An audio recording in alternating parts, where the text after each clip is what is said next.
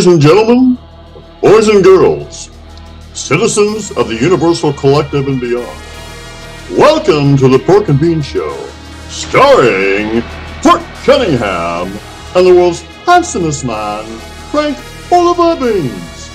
Sit back, put your feet up, relax and stay a while as we delve deep into the enigma called Sasquatch and beyond, and open your mind up to possibilities you may never have considered before.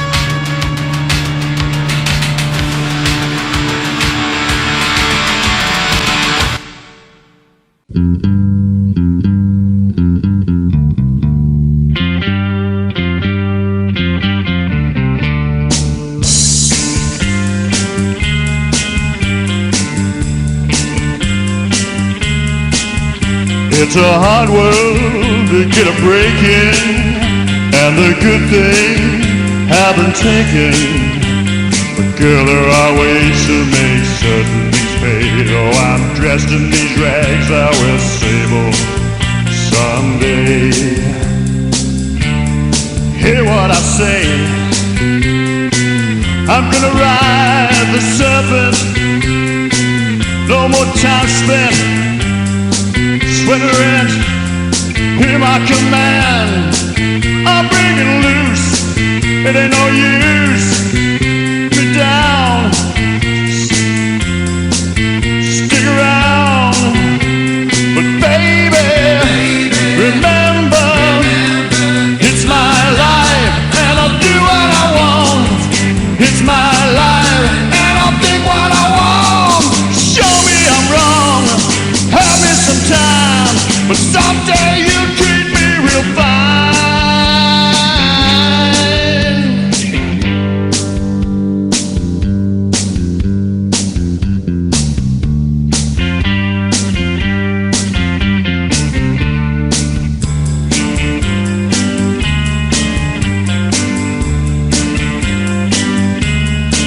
Now there'll be women and a fortune who just want to mother orphans. Are you gonna cry when I'm squeezing them dry? Taking all I can get, no regrets. When I openly lie, I love the money. Believe me, honey, that money. Can you believe? I ain't no saint, no complaints. So girls, throw me out, any doubt. And baby, remember, it's my life and I'll do what I want. It's my mind and I'll think what I want. Show me I'm wrong, have me some time, but someday you'll treat you real fine.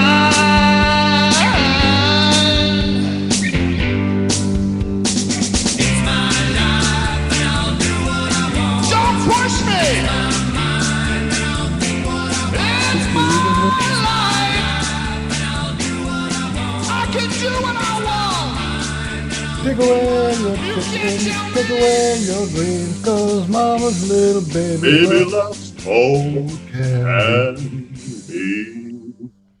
Can you see me? we see you? See ya. Yay! Hi. I Boy. love looking at a pink Yeah. bedroom. You haven't changed your room much since you were a kid, have you? How girly Well, you girly. picked up on that. Good job.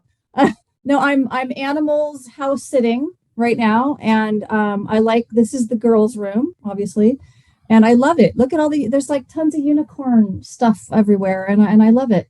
And there's this really cool picture. Actually, I put it on my Facebook thingy. It says it's going to be a rainbows and unicorns kind of day. I did that. I put that on my profile pic one time. Sweet. Oh, I think it is going to be. There is room for rainbows and unicorns in this universe. It's what I'm. It's In fact, who I the am. universe may be made out of rainbows and unicorns, for all we know. Can you center your face just a little bit more? Oh yeah. What's that? Just a, It's perfect. Three fingers above down the one, head. just a touch, and then you're perfect. 3 fingers above the head. See? There you. How's that? That's perfect. I'm putting my lip gloss on as we talk. As you look at my hair still wet. I was like doing things last minute here, but Oh yeah, I've been doing all kinds of. I've been running around doing crazy stuff too. Of course, my wife tries to get hold of me. Every time I'm going to do it, setting up the show, she decides she wants to start having a serious talk. oh my God, she's must be related to my mom and my landlord, because they both have really good timing. It's like, really? You've had all these hours to say something to me, and you're picking like the second I grab my keys. They must like wait for like the keys to jangle or the thingy to happen. And She's amazing. She's psychic or whatever, I suppose. Because yes. and Well, but we that's have a fine. tradition of chaos on the Pork and Bean Show. And almost always in the beginning, somebody doesn't come on, or there's they have to all kind of stuff, or That's okay. I one mean, of us gets called away. Something crazy. Yeah, that's one of the things I liked about you guys' show is it's just really light and funny, and you laugh and you make fun of people and you make fun of each other and all that stuff. Yeah, you didn't scare the hell out of us. Usually we wonder, we don't hear from the guests about 5 minutes after we're supposed to start. We're saying, is this guy coming? Or I know. I saw that one of the shows I watched. It was actually I've only watched 2 of your shows, and both times I was like glued. It was really good. It was like, oh my God, these are my people. Like it was with Robin, and then the guy that's called I think he's called Rhode Island Bigfoot. Oh, Long Island. Okay, yeah, Mike, Long Island. There we go. Colantonio. Wow, yeah, some of the stuff that you guys were talking about, it was like, wow, this is exactly the kind of stuff that makes sense to me. Oh, well, then what are you doing on the structure? I'm just joking. Oh my God, that's not what to say. Like before we start, I'm like, oh shit. We wanted to terrorize you. You look like you're on board, so that's not going to work. No, I'm just joking. Oh my God, yeah. No, I'm excited to talk to you guys. It's like, I can't believe it's actually the date. Like when we set it up, it seemed like so far away. And here it is. Yeah. Yeah. I got to set up some more dates, I guess, but I'm going to the States for about 3 weeks. So I'm not sure if I'm going to be able to have shows then. Sue says I can do it on her computer, but maybe I will. Where are you going? Well, my wife is moving up here. Okay. I sponsored her. I'm Canadian. She's U.S. Okay. And, so I'm going down there to help her. Oh, that'll be fun. Where's she at right now? Bring a bunch of furniture and stuff. Yeah. Don't mind me while I mess with my hair. Knickknacks. So, what state is she in? Washington? Yes. I was guessing. Oh my God, where'd I get that? That just pulled out of my butt. Well, I mean, how many states are there? 52, 53? Oh, yeah. Well, I have like, what is it? 1 in 50.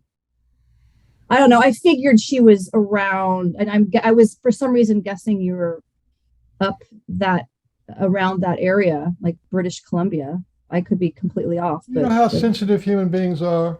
How did you know that? Boy, you're really, I am in British Columbia, yes. Everybody can do remote viewing, right? So that means I have had it. I've had it. I everything- wasn't doing remote viewing. It was more just, I guess, intuitive or whatever. But when you said Canada, I remembered, some of the fact that you're in Canada. I didn't necessarily remember that you were in British Columbia, but it's just, to me, it's like deductive reasoning. I just call it really good deductive reasoning that I have. What is it, like 6 hours there drive, or is it 8 hours? What is it there? What are you talking about? From Washington to where you're at? Yeah, I'm going to guess it's like 5 hours? Hold on a second. I'm typing your name in. And I'll answer that. Is it Tricia? Because I can't see it. Yep. Tricia Brown. What's the name of the show? I'm just sure. Put a little hyphen that's like between something I would say. The Port Cunningham show. He gives everybody the same last name. What do you need me Brown, to do? Pork and Beans. Yeah, that's your name now. That's the way it goes out. Okay. But he doesn't put a hyphen in there. It reminds me of my childhood. I want everybody to feel like they're part of the family. I like it. Okay, well. Maybe we should make it a requirement. My wife is actually only 40. Is only Washington. only like 35, 40 minutes away from me. You know what? In my mind, I was imagining California because that's where I'm from. But yeah, Washington does. So she's up closer to like Vancouver then? Yeah, she's right on the border. Okay. Nice. How fun. So what are you I've been trying to get to Canada. Like I've tried a couple times to get to Canada. It'll happen at some point. In 2020, I was on my way to move to Canada and I couldn't get there, because of the border thing. And it really turned out how it was meant to, like it really went the way it was meant to. I'm glad I didn't go over there, which I feel like I'd actually like to talk a little bit about just to sort of say some, how when you're talking about something and you're using code so that intelligent people will know what you're talking about, but you're not literally saying the person's name or, whatever. I want to do that. You can talk however you want. Hey, we're going to go live now. Okay. Okay. So just give me a second. Have you heard our introduction? I do 1, 2, 3, scream. No, that's stream. Okay, stream. I spelled it wrong. Meeting is being live streamed, but I still want to scream. I think you should scream a little bit every day. Ah! Yeah, he still does. Mr. Bean still does that John Lennon thing that he invented in the 70s, that primal screaming or whatever. Or I don't know if he invented it, but. Are you talking about? Take away your chitlins, take away your greens, 'cause mama's little baby loves pork and beans. Pork and beans in the can, pork and beans in the pan. Pork and beans. Hey, man. We love pork and beans. Hey, man. Wow. That was awesome. You got to get in sync with me. You can't be singing two words ahead of me. I started. That means you're supposed to drop in along with me. Yeah, but you're hard to follow. You guys need to do some practice. Come on.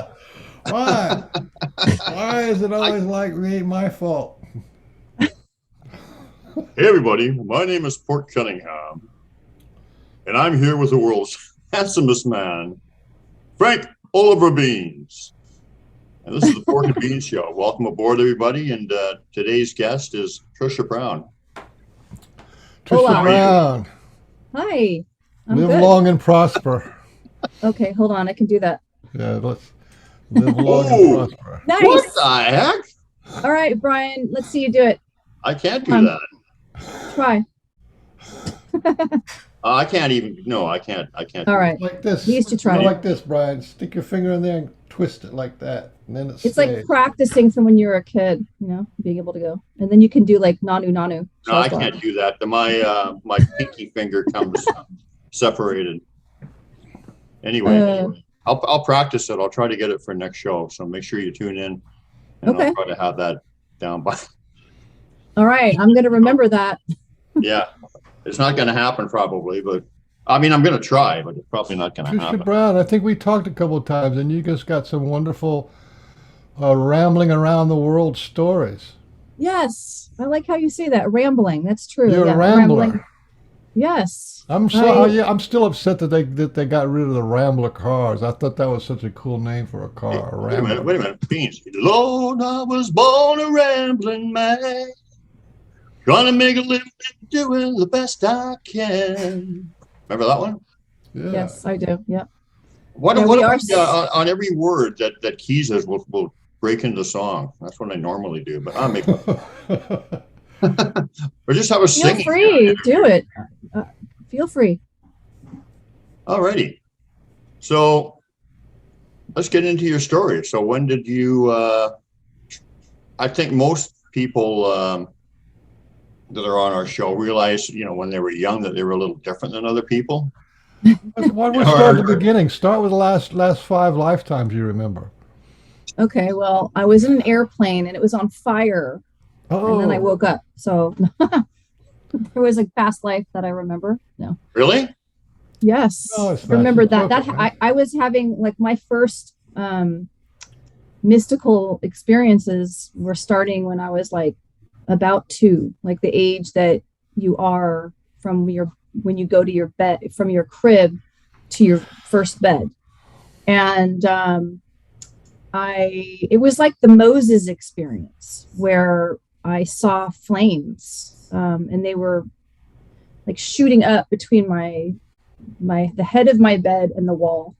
Holy and I was awake, and I have had many times throughout my life, like, all the time, where I wake up and I see like what, could be considered like the astral plane or whatever. But yeah, I saw flames, and it wasn't really burning. There was no actual burning flames. There was no sound. It was no crackling sound. It was just this image of fire.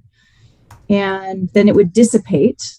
And I had that happen, I don't know how many times, but, reoccurring until I was about, I don't know. I don't know how old I was, like 12 or something. I'm not sure. But, and one of those times before I woke up, I was dreaming that, and I'm not sure if it's like a corresponding thing, or if it was just a dream that led to then me waking up to seeing the fire. But I was in an airplane, like, halfway back, and there was flames shooting, in the, like, closer to the front of the plane. And then I woke up, and, throughout my life, I've had like periodic, like a flash of something. And then I just feel like, I think I just had like a flash of a past life moment. So it started around that age. And then, when I was about 6 or 7, I was getting ready for bed, and it was early. It was kind of like a summer night where your mom tells you to go to bed early, and you can still hear like kids playing outside. And you're like not even tired. And you're like, why? So, brush your teeth, get into bed. And that's the worst. Yeah.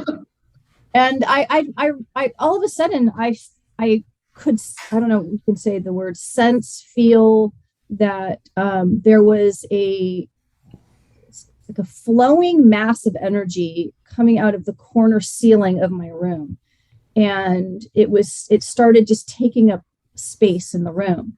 Wow. Like around the whole space, the foot of my bed, like all that space of the room, and coming along the side of the bed, and like it just felt like when you blow up a balloon, or like if you put food coloring in water and it starts to take up the space and the color, the color of the food, I've tried my best to describe this experience, and I don't remember how many times this happened. I know I remember this one time for sure.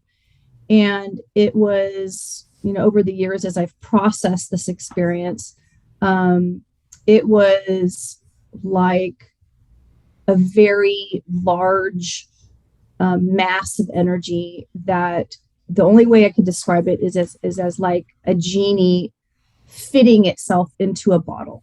Because when the genie comes out of the bottle, it's giant. And so this feeling of such giant size of a being or beings. And then soon after that, I started, it was like, at the time I didn't know what it was. And I'll tell you what I found out that it was. But at the time, I think that's when it was like my senses were opened, or I had sort of an awakening or something, where my precognition started. I could hear the sound of like Om in the middle of the night, like that sound of silence, or that this humming sound, like the primordial sound of the universe, this loud humming in the middle of the night. Time started to feel like sped up and slowed down, and just these different things were going on when I was like 6 or 7 years old, and I was trying to like maintain, being just a kid. I was very athletic kid, like throughout, the second I could run, I did pick up something and aim it and hit it at something, and throw a rock and hit it at something, aiming and running and playing, and years of competitive sports. So, and then my dad, we camped a lot, and I grew up very close to Santa Cruz Mountains. We camped in an area called Little Basin, which was owned by Hewlett Packard, attached to Big Basin State Park. So we would go there a lot, just myself, my mom, and my dad, and I would just wander through these amazing redwoods, and I loved it. Really felt very loving, watching the wildlife do their thing, catching lizards, picking up salamanders, the blue jays, all that. And so one day I'm out there, just I also spent a lot of time in the foothills of the Sierras in Northern California, and in a town called Oroville, and just being able to just walk through the creeks and just tromping through weeds and just having a good old time up there too. So this one day in the Santa Cruz Mountains, in this Little Basin area, it was just a nice day. I was walking on a trail, like a kind of a fire road. And this was my first memory of me having like a download of information, where all of a sudden I was like being taught some stuff, like serious spiritual truths that, things that have been taught for thousands of years. Because I really spent I started in elementary school studying and learning a lot of things, over the years that corresponded to what I was, this experience that I had. And what it is the best way I can describe it. It was like I was receiving a download of information, and at the same time I was able to, in my mind's eye, there was a big round ball in front of me that, like, imagine the size of a beach ball, sort of like a exercise ball, that size. And I could not see it. It was completely invisible, but it was like whoever was teaching me was telling me that, and showing me that this forward momentum, this ball that was like a perpetual forward motion, that was saying like, this is what animates everything, this perpetual forward momentum. And then that's what I was told. And then where I was standing out in nature, that this was more of what reality is than back in town with all the man-made thoughts and cement and billboards and the advertising and the time when we go to do things. All that stuff is just man-made, all that and this was when I was like 7 years old, when I was taught this. And so, going back to my life, I felt like I was now thinking things that not the average kid was aware of or thinking about. And so then the next time I had this download of information was maybe a little bit later in the year. I was in my parents' bedroom and I was walking towards to leave the room. And all of a sudden it was like, I could feel that there was these presences and they were kind of up above me to the right. And, you know, when you study like about spirit guides and helping spirits, and some people will say, like, depending on who it is, you can feel them off to your left or to your right or behind you or whatever. But this was a group of people that were kind of up above me in my mind's eye. And they were telling me that, even when you're alone, this is like a teaching that you hear, like people will say to, you know, kids, even when you're alone, you know, basically do the right thing, even when you're alone, because you're not really alone because we're watching you, you know, we're watching over you, you know, and to, you know, it'll help you have a really strong conscience, you know, that even when you're doing things, you're doing the right thing, even when you know there's no one else there watching, you know, the other humans are watching you. So that really made a big impression on me. And that was just sort of a download of information out of the blue. I mean, hang on a second. Did they communicate this with you according to how a 7-year-old could perceive it? No, it was just like that, what I said. It was just like that. Just like that. It was like your life was ruined from an early age of ever perceiving the world as normal. It is like normal plus or normal is, you know, there's just no way, you know. It was to not have those kind of experiences and then to try to like fit into school life or fit into the workaday world. How oh my you God, do it? Right? Yeah, I mean, exactly. I mean, I think Beans is just being funny. I'm not. Yeah, nice choice of words there. Yeah. No, I mean, I feel like, I mean, I realize I feel like thankful and, you know, I've listened or read other people's stories about having spirit guides or the helping spirits start with them when they were really young, like to help them out. Maybe that they weren't getting that guidance from like any parent figures. So they were kind of doing that, you know, and really help, you know, these are truths. These aren't just, you know, the stuff that I've been being taught, you know, is just meaning like truths with a capital T. Did you share this with your schoolmates and with your parents and stuff? No, I didn't. It didn't even like occur to me, you know, to do that. I just went about being me. You know, it's no different than I don't know how to explain it. It just was part of who I am. And you know, it's just, I didn't even think about that. Did you think it was normal that everybody was having this, or? I didn't even like consider that. I feel like I felt like I was feeling weird, like there was something going on, like, as you know, after that presence came to visit me in my room. And then over the years in my studies, I was like, I wonder if that was an archangel, because it was such a powerful feeling of this presence. And so then, like, okay, so where are we at? We're in 2022. So last year, I was talking to a medium, and no, she is a woman that she connects with archangels like very strongly. Like she's able to really communicate with them. She calls them the boys. And so I'm like, I love that. So I asked her, I had been wanting to ask her, right? But I didn't want to, you know, I finally said, okay, look, I had this experience when I was a kid. This is what happened. And I feel like that it was an archangel. And so she said, yes, they were two. It was Metatron and Sandalphon. And Metatron he placed his, this sounds like so off the wall, but like, you guys talk about things that I'm like, okay, I feel like, you know, I can say this, I can be more open about this kind of stuff. You're safe.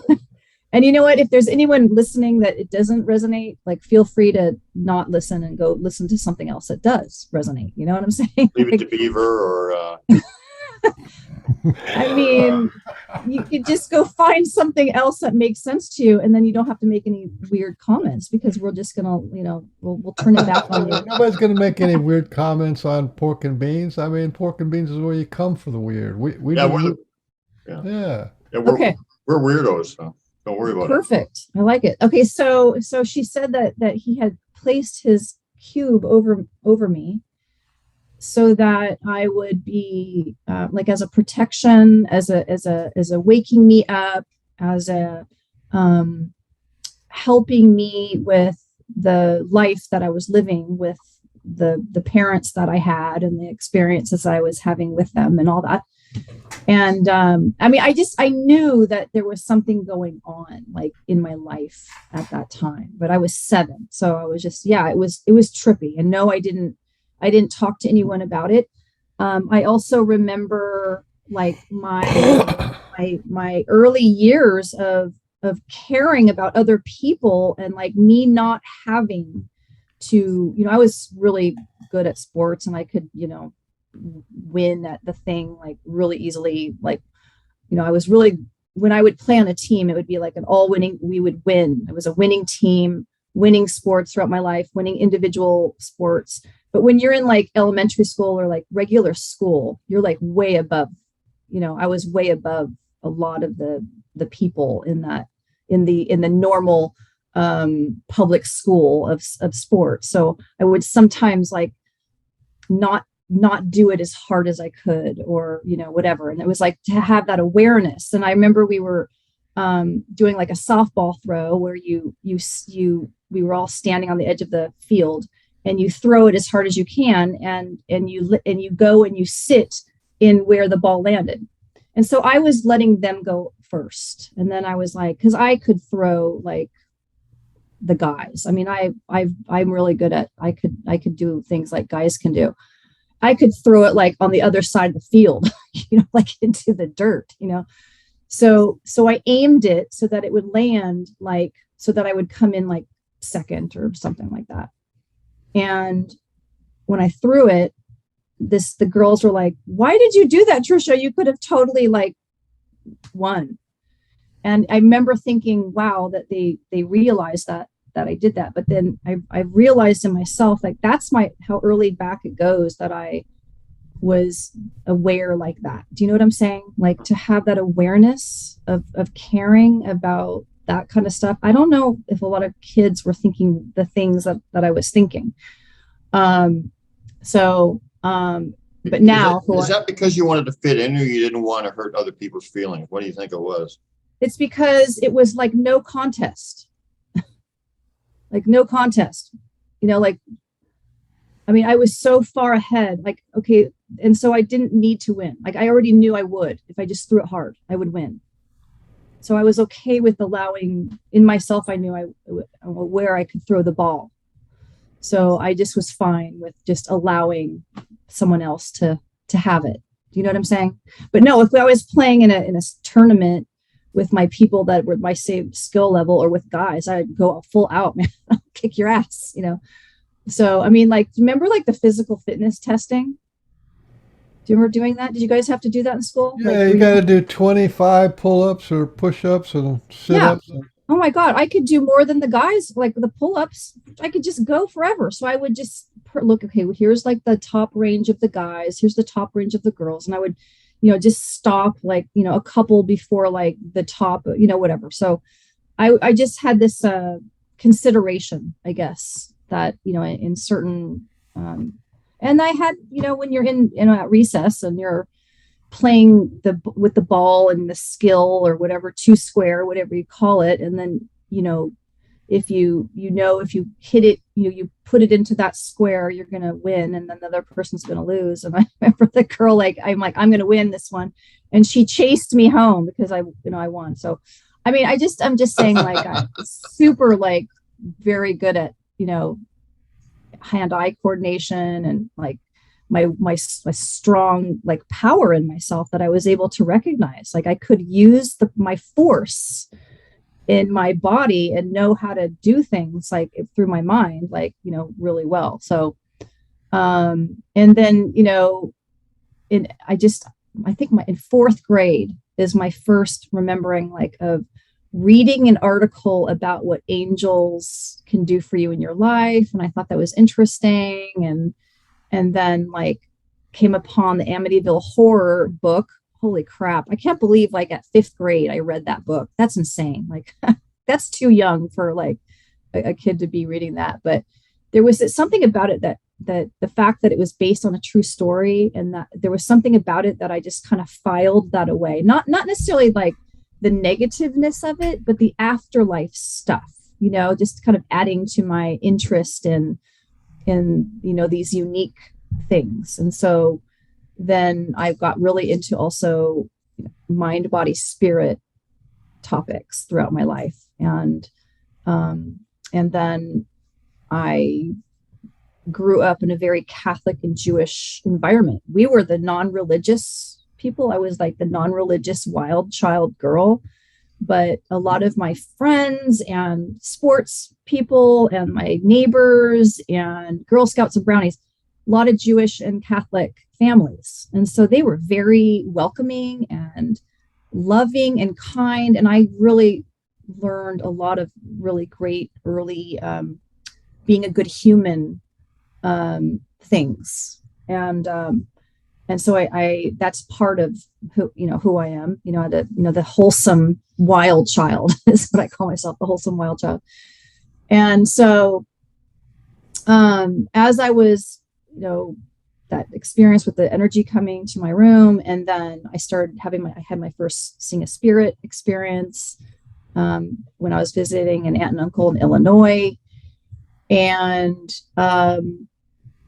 so around 5th grade, like, as I would be, like, I don't know, downloaded with information, or I'd have a sudden, like, thought of something out of the blue. And I remember all of a sudden I had this thought, I'm spiritual, but I don't know what that means. And that was like in 5th grade, how old you are, like 9 or 10 or something. And then I also had this thought that I felt connected to the Native American people. And where I grew up in the Santa Cruz Mountains there was, it was a Ohlone Indian territory. And in my earlier years, we would be taken as a group or whatever to go to an area where they had been, and there would be a sort of a mock little, what do you call it? Not town, but little area set up to make it look like what it looked like when they lived there. And I just loved all that stuff. I thought that everyone thought that. I remember that. Like, I remember thinking that everyone loves the topic of Native Americans. I really did. So, and I say that because I'm going to be talking about that a little later. It's, I have been able to purposefully and accidentally go to and live at places where they lived, where their mounds were, where they did their ceremonial work, all that.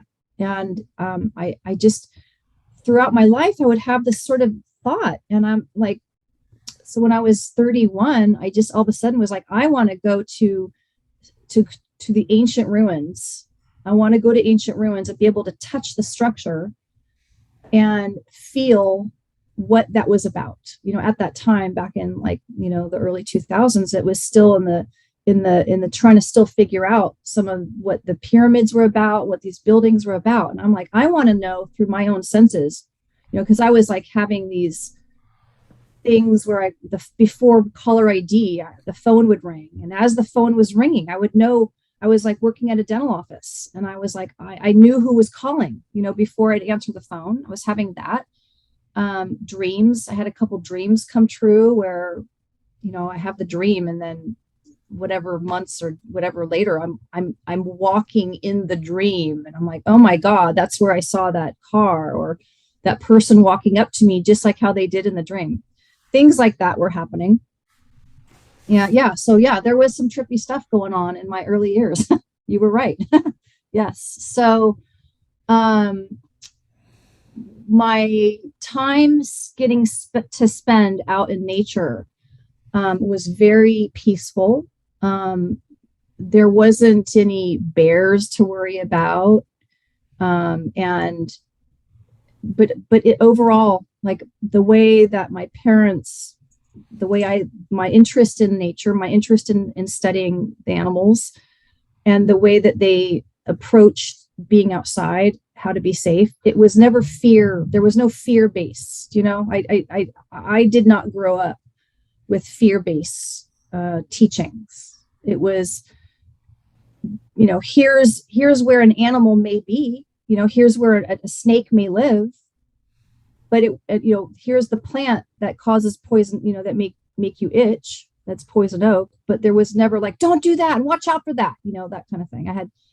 I was able to feel completely confident in myself and my own knowings. My parents were like very casual parents. So I, could walk up to a cliff. There would be no parent around, and I could literally walk up to a cliff or like a hole in the ground, like a well that was not covered up, and know that I needed to be careful. So it taught me how to know my own self, have confidence in my own abilities. You know what I'm saying? So I feel that I had a really good experience with nature. And as I could walk through a forest where, these ancient trees, and there was a few times where I did see like these really tall, like long branches, like standing next to each other against a tree. And I've seen that more than a few times growing up. And then also like trees growing really strange. And I would walk past and I'd be like, and then just keep going. And so, yes, I've moved a lot. I wanted to travel. I wanted to go live in different locations. And so in 2015, I went to a spiritual studies school in North Georgia. And it was like an additional wanting to develop my inner senses. I wanted to go to a school that was for mediumship. I wanted to, there's a dog like shaking his head over here. I wanted to like further know like the inner workings of metaphysics, and using my senses for if I were to come upon a spirit, to help in some way. So I've spent a lot of years studying psychology, interpersonal skills, how to deal with people, relationship stuff, all that, because philosophy, because I wanted to, how to deal with humans, but also, if I were to come upon a spirit that if I needed to know how to word something to them so that they would feel that they could move on or have a good connection with them in some way, So, like this was all going on at, because I've spent a lot of time gathering knowledge in my life. I really like studying and learning and knowing how to do things. So I moved, I'm going to back up a little bit. So I grew up in California, and then I moved from Northern California to Southern California in 2006. And that was big spiritual growth for me at that time. I got on a paranormal team. And every person on that team, except for one guy, was like, we were all mediums. So I was able to learn a lot from these people. And what is a medium? What would you call a medium? Does that sound like a channel, or what is a medium? Yeah, medium is like being able to be like the go-between the non-physical to the physical, bringing the non-physical, like a message or information, or just knowing things. It's like having these heightened senses of your inner senses, like we all have our, we have our 5 physical senses, and then we have our inner senses. We all do. And so when I was having these random experiences in my life, I wanted to know, is there a way to, to have it happen on purpose, like being able to develop these senses so that I could purposefully use them. And I've learned a lot, that you know, as you go about life, that you'll have a new experience and you're like, oh, okay, I know how to do that. You know, it'll just happen. So did that answer the question? Did that make sense? Yeah. Yeah. It's, and it's called different things, you know, depending on the part of the world. You know, it could be called the channel. It could be called the hollow bone, you know, in the more of the shamanism, or Native American or the indigenous people. They call it the hollow bone, or being the instrument. Like Saint Francis was about that, being the instrument of peace. You know, so I've wanted to learn, you know, all the different ways through the different teachings around the world, not, you know, of similar understandings, but worded different, you know. So, and I've had a few not great experiences with spirit. So as I was continuing to develop my inner senses and understand metaphysics more and more, I was like, I want to just only have the most highest, mystical, wonderful, fun, happy, joyous, just in the high realms of vibration experiences. And then listening to the medicine people talking, the shamans talking, and asking people questions and learning about, you know, everything has a conscience. You know, everything is alive, and you can connect with your laptop. You can talk to the wall. You can talk to the chair. You can talk to the clouds and your car, and, you know, everything. And so I'm like, wow. So in some of these teachings, I'm like, I'm going to apply this, what I'm learning. I'm going to apply it. So 2015, when I went to spiritual studies school, and I was having these experiences on this land where you know, when you're doing a lot of purposeful focus, purposeful meditation, purposeful practicing these techniques, and then your vibration is super high. So then you're going to, wherever your vibration is, you're going to connect on that level of other energies. So I was starting to have, you know, these experiences, that like a flash of seeing people standing on the other side of the bank of the river. And, you know, it was I feel like they were ancient native people standing there. And so as I was traveling around, I worked at the airport for a couple years, and I would go to the places that had the multiple unique experiences on the land. There was where the native people lived. I like to call them the ancient people of the land, because I was like thinking, man, it would be amazing to connect with ancient people who were way before technology, that, you know, connecting with them on a human level, just like day-to-day life stuff, you know, just that sounds like a thought placement. Brian talks about the thought placement. So that was like a foretelling of what's coming.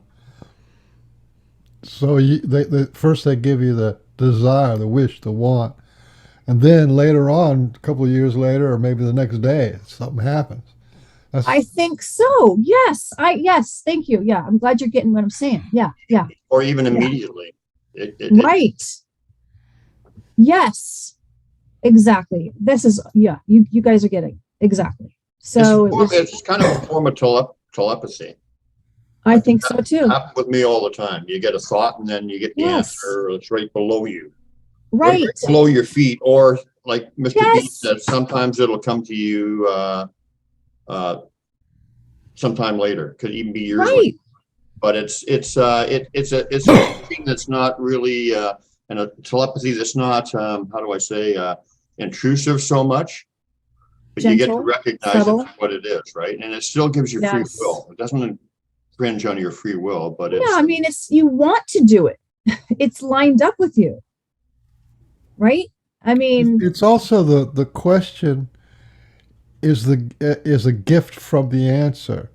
The question is a gift for the answer. If like we talk about, you know, everything is love, right?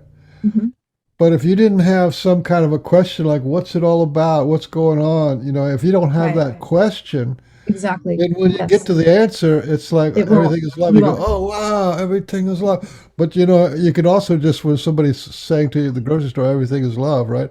And it just bounce in. You have Right. no connection to the answer. So Exactly. the gift of the question is given Yes. by the answer. Right. You have to want to know, you know, because and then you have to be ready. You have to, it's just like in the, okay, I'm not a Bible person. I'm not a Christian. I'm not like that. But I mean, in the teachings, you know, ask, believe, receive. So you ask, you want to know, then it's like this, then it goes out to the universe. And so that's available to you. And then you have to receive, you have to be, you know, able to receive the answer. And so, yes, if your senses are, if you're aware, you know, I teach this, you know, understanding your own intuition, like it's telling you something, like you're walking in the forest and something makes you stop suddenly. And like, look right down right there, right? Oh my God, or look up or whatever. And then you see the thing or the thing happens and you're like, wow, that is the connection with the answer with, could it be like the helping spirits or your higher self, or, you know, it's different things.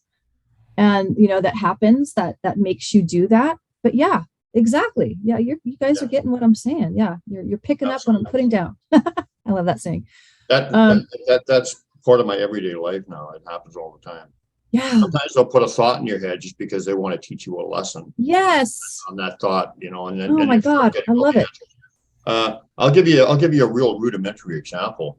Okay. So I'm looking at Sasquatch structures, and you know, they utilize, no matter what people say, you know, because I've had wisecrack comments like, you know, those logs are cut, you know. I know. I was on that conversation. You know, this or that or the other thing. And I'm going to say, listen, man, they use whatever is available, right? Okay. Right. So, you know, it's just like, you know, if it's there, they'll use it. They're not bringing it from another planet. No, they don't care. Oh, we can't use this because some human cut it or something. They don't care. Right. They just use whatever is available. But anyway, so and this happens to me all the time. Okay. So this is just one little example. And there's a lot of different ways that it works. But this one is like thought and answer. So I'm looking at the structure and I see string tied in it. Okay. And I already knew that they use string. Oh wow. Okay. You know, but you know, I try to be you know, I try to be what's the word? Logical about it, rational. Yeah, I try to use discernment, you know, like you can't just say everything is this or otherwise you're losing your way. So I try to use discernment. So I'm thinking about it, you know, are they really using this, really them? You know, in this particular case, And so as soon as I had that thought, right on the ground below me is a glyph. You know what a glyph is, right? Yes. Okay. Stick writing or whatever, or it can be rocks or other things. So right below me, as soon as the thought, I wonder if right below me was a T glyph. Okay. But a T glyph, like a T glyph. Gotcha. Okay. You know, which is one I see quite often. But the kicker is that the horizontal piece was a snap stick, which is the thing they most normally make their glyphs with, although that's not inclusive to that. They can use rocks, fine, other stuff. Anyway, it was a snap stick, but the vertical piece that made the T perfectly centered was the same string as what I was just thinking about. Wow. The same identical string was part of that glyph. And as soon as I saw it, I said, okay. Yeah. Isn't that fun? Of course you do that. God, isn't that fun though? Doesn't that make you have like a sort of a joyous feeling inside you? Like that you're getting to, that they're connecting with you and you're having these amazing experiences and like communications. I love it. Yeah. And it happens all the time. Like it's constant, but it's never old. It's always magical and beautiful. Yes. And like that. But like I said, that's just one example of that's just an example of many. Another time I'm walking along the forest and I'm looking for a spirit stump with a wolf spirit stump. And I wasn't finding it. And then all of a sudden I see a big glyph right on the path, right in front of me, like an obvious one. And as soon as I seen it, I looked over and there's the spirit stump I'm looking for. Yes. You know, just That's as I'm awesome. thinking about, well, I wonder where it is, you know. Yes. Like that kind of stuff. There you go. Oh my God, me too. I have that all the time. Yes. Yeah. I have it all the time. And that's what I call so fun. thought placement or whatever, which is another form of telepathy. It's, you know, and Yes. it's, Yep. I agree. I mean, so, you know, when you were saying that, I was thinking like a bunch of different experiences that I've had, that what you're, you know, the examples that you're talking about where, you know, here's one off the top of my head. It's the same, but different. When I was at my school, I took the first round of my classes at the spiritual study school. I was there for a month, and you learn that, you know, stuff's going to come up. You know, emotions are going to come up and I see it like a carbonation bubble just coming up and then it releases out. But I felt like all of a sudden, like I wanted to walk on this trail that's on this property. It's called the Healing Passage, and it goes along this creek that the ancient Cherokee would bring their people to for the healing waters. And I all of a sudden felt like going on a walk down the road to this trail. I walked across this bridge and to an exact tree, and I felt like hugging and crying on a tree. So later that day, or maybe it was the next day, one of the instructors came up to me, and because I was being kind of quiet, and she's like, "Are you all right? What's going on?" And she's like, I'm just like releasing, you know, I'm crying, but I don't feel sad. I'm not thinking of memories or anything like that. I think I'm just releasing energy out of me right now.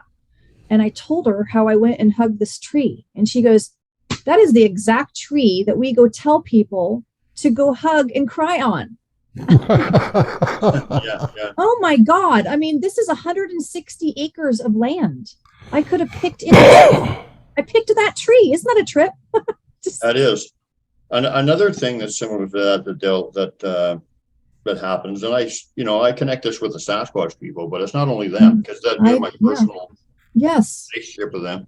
But I'll just be guided off trail or go bushwhacking way into the bush for no particular reason, and I'll come across these amazing things. You know, and just like it's just like they guide you, but they don't. And they give you these lessons, but they're not, like I said, they're not. It's not forceful. They don't infringe on your free will, or.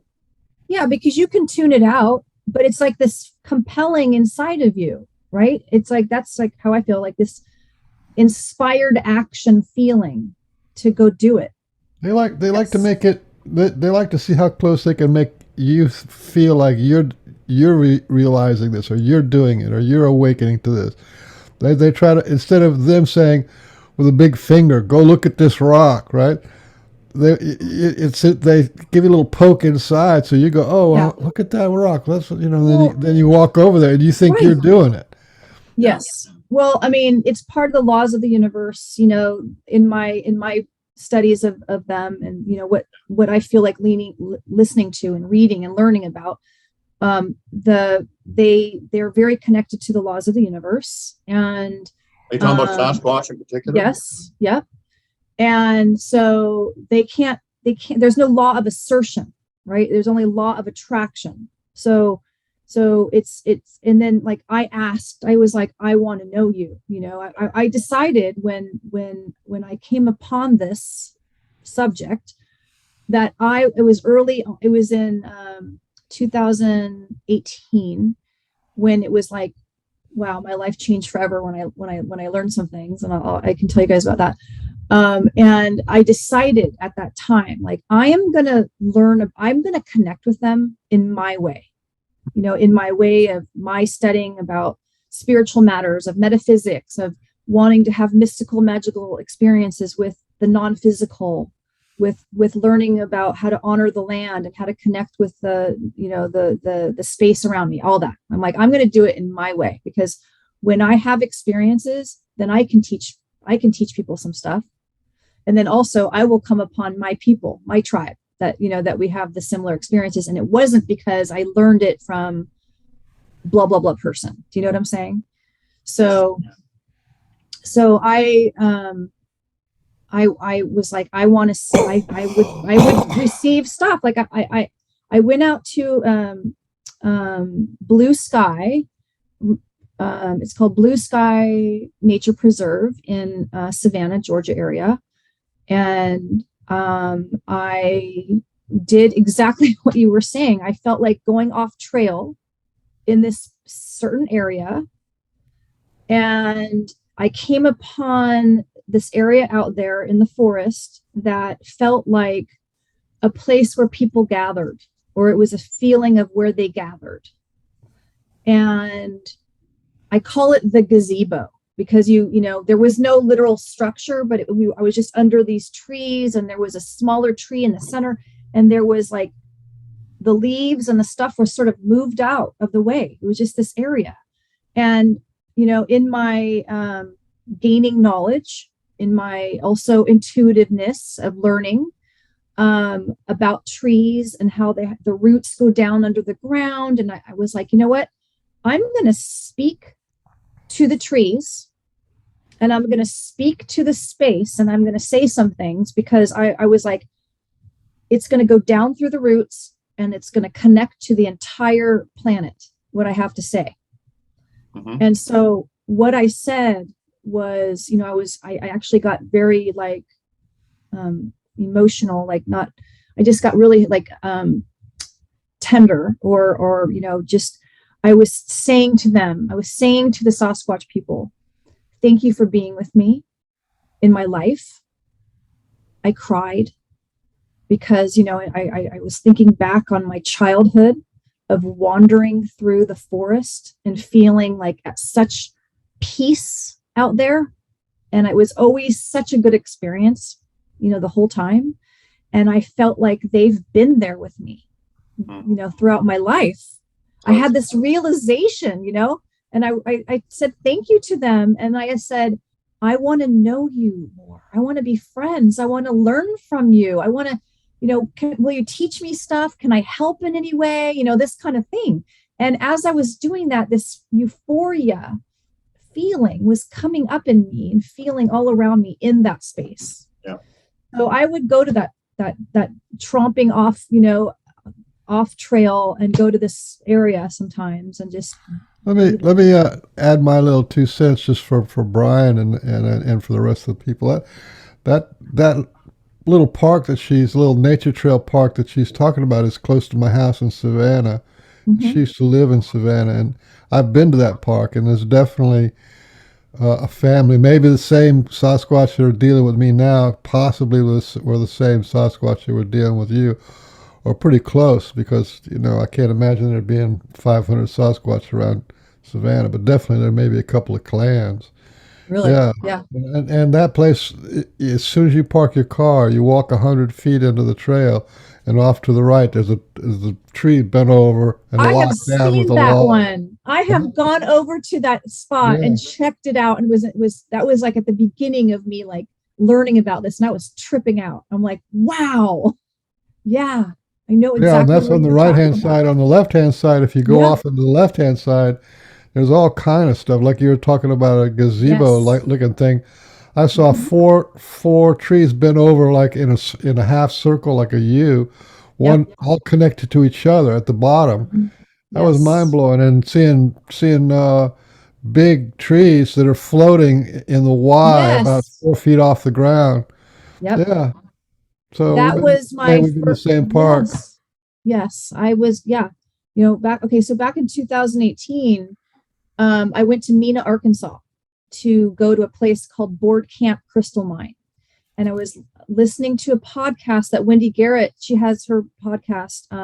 At the time, I think it was called Conscious Living. And now she has a podcast called Wendy's Coffee House. We know Wendy. I've been on that. I've been on Wendy's Coffee House, and she's been a guest. I know. I didn't know she was a guest on the show, but that's good to know. I know she's talked about you before a few times, more than a few times. Of course she did. No, how could she help it? No, I'm just joking. I can see why, you know, I mean, like now that I'm meeting you, it's like, wow. No, I'm joking. But yeah, so she was interviewing the couple that own a board camp crystal mine, and so there's UFO stuff there. MUFON's been there. There's levitating rocks. There's green orbs. There's Sasquatch going on. The native people have asked if they can do their ceremonial work on this land. So I'm like, oh my gosh, this is somewhere I want to go. I want to check this out. But at that time, it was nothing to do with Sasquatch. I wanted to go crystal digging, and I wanted to go somewhere that has really good energy. I like to go to places that have really good energy and have possible, mystical experiences. So I get there. The husband takes me out to an area called the nursery, that he said that the native people, the tribe that are local to the area, have been teaching them about the Sasquatch in the area. And they said that the older tree people, they call them the tree people. That's what the tribe calls them, the tree people. And like when he said that, wow, there was something in me that just clicked. I was like, oh my God, I was changed forevermore when he said that. And he said that the older tree people take the younger tree people to this area of the forest to teach them how to make the markers, how to place the things, how to pull the little sapling over and put the log over the top. And he was showing me, and I was looking around, and I was like, really? I had no idea of that at all. It blew me away. And so that was my intro. He was such a kind man, like a very kind, gentle man. And it was done in a very gentle way. And I feel like every single experience that I have had with them has been done in a purposeful approach for me, because I didn't want to know of all the things that happen or the way people have them happen. I wanted to kind of have my own thing for a while and have my own experiences. It would be like authentic. And that's another thing too. When you go like, yes, I know what you mean. You don't want to be influenced by other, you want to have it pure and yes, from you to exactly. That. I'm like that too. I totally get that. Would you say that is in 2018 or 17 or 18 that the Sasquatch came onto your radar really big, or were they before that? Okay, that's a good question. Okay, so that time frame, it was 2018. I all of a sudden started having, so I was led to one thing to another. It was like, okay, so I got back home from Mina, Arkansas, and I saw a tree trunk like that was like, I don't know, 5 feet long and let's say 2 feet wide. It was up in a tree, like perpendicular up in a tree at Fort McAllister at the RV park out there. I was like, whoa, okay, there's no way like that. They're not going to hire a crane to put this trunk of a tree in a tree. That was my first coming back to life and like seeing it. Then I saw all the tree structure stuff out at Blue Sky. And then I got on Facebook and I asked someone on one of the groups, I said, what are experiences that people have with the Sasquatch people? And so she said, listen to Dixie Cryptid. And I started like binge listening. His way of just his tone of voice, and he would read their stories. I loved it. And so as I was listening to his stories, a couple of my own, earlier experiences just triggered in my mind. And I'm like, oh my God. And so the first one was in 1996. I was in the mountains of Idaho on a fishing trip. And it was me and my boyfriend. He wanted to go to get lures at the store, and I wanted to stay. It was such a nice day out there, and I was just so enjoying myself. I mean, we were out there. We were right off of a road, like a paved road, but not one car went by us all day out there. We were down in like a little canyon, and there was a river. I think it was the Lochsaw River, and so we pulled over on the side of the road and got out of the car. I walked down the bank, and on that side of the bank was all those small boulders that you see sometimes along like a levee or like along a seawall or something like that. So he left, and I was like, okay, he's going to be gone for about an hour. And so there's just this river that's about 40 feet across, deep part of the river. It was moving kind of slow. And on the other side of the river was just a pure sand beach right there. I was like, wow, this pure, perfect, smooth beach.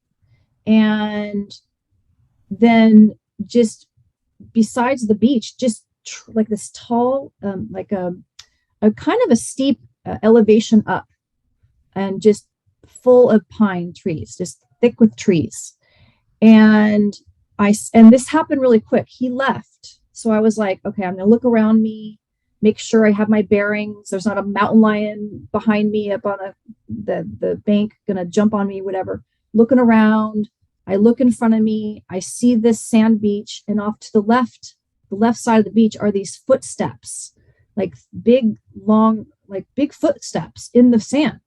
And the only thing in my mind at that time, I was 26 at that time, was bear. I mean, I didn't have any other thought in my mind that it could be. My eyes see that. And then right after that, and I'm processing that that's a bear prints, I heard coming up, like, let's say kitty corner up about, I don't know, 50 yards up into the trees, a tree snap. It was like this loud snap sound. And wow. And then this sort of swaying of a tree or branch, something swaying back and forth sound, like sound. And I was trying to, where I could hear it, I was trying to see where it was coming from, up in the trees. And I was a little concerned that I was going to all of a sudden start seeing a bear like come down onto the sand. And then it was like this peace came over me, and I just went back to enjoying myself, And I don't even remember when he came back.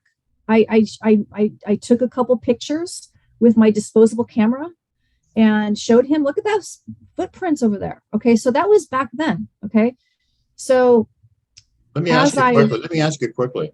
Yeah. So that piece, it just came onto you like an energy. It was dramatic. It was like you had concern, and then the concern was. Yeah, it was just like it went away quick. Like I was like, my eyes were probably bulging out of my head, like in the cartoons, like, yeah, oh gosh, is a bear going to come down? That's very common Sasquatch thing. But did you actually feel a literal energy? I didn't feel tingly or anything like that. It was just, I felt peace and calm. I just felt like I just went back to enjoying myself, like that was my experience. There was no fear that came up or anything. It was just like, it was as if I was told, okay, so now that I've, learned and processed and thought about it, and like what's come to me is that he was over there. I think it's possible that he might have been on our side of the river and then saw us coming and then got across the river and then ran up into the trees, or he was just down at the water. Here we come, and then ran up into the trees. But I feel like he was saying to me, okay, so their senses are super heightened. And I'm imagining that he could know what I was thinking. Okay, I look behind me, see the footprints, my eyes, he could maybe see where my eyes were looking. And then he did the tree snap, like right after that. And so I feel like he was saying, that was me. I'm right here. Not like to scare me, but to just let me know that's me. I'm right here. And when I realized that, when we talk about like that we're maybe, being projected, like the thought to let us know things, that was definitely, this has been part of my learning experience. Like, and I got tears in my eyes, like, oh my God, I'm like, I've been like welcomed into the club, or something, like he was letting me know that those were mine. I did that, and I'm right here. Like, you know what I'm saying? Like, I think that was definitely a Sasquatch from how you described it. yeah. There's a fear, and then the peace. There was, this. Everything rings true to my experiences. I'm pretty Really? sure. Shaking the branches, there's not too many animals that would shake a branch. They would, like if they walk past them, they would just shake one time, but if it goes back and forth, that's not normal.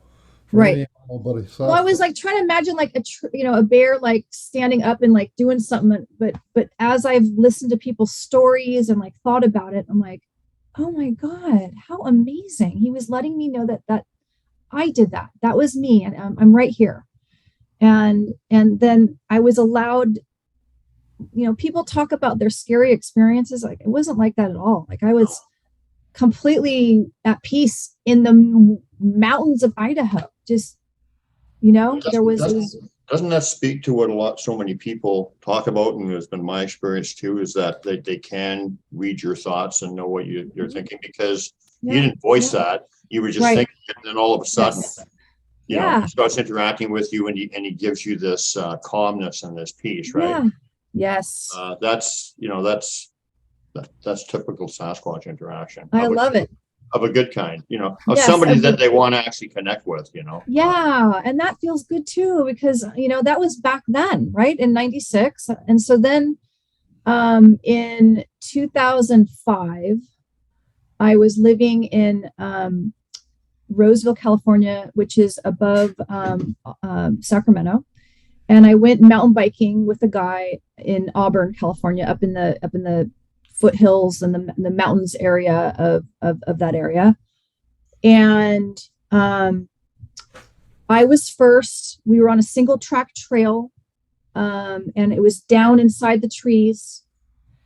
And I was going around, coming along a left curve, and I come around this curve, and this furry, animal that like I'm trying to describe what my mind saw first, because it's taken me some time to realize what I saw. I thought it was, in my mind, again, bear, like this went in front of me, not so close that I had to swerve or anything, but it was like, I don't know, like 20 feet in front of me. It went from right to left, and so this is what it was.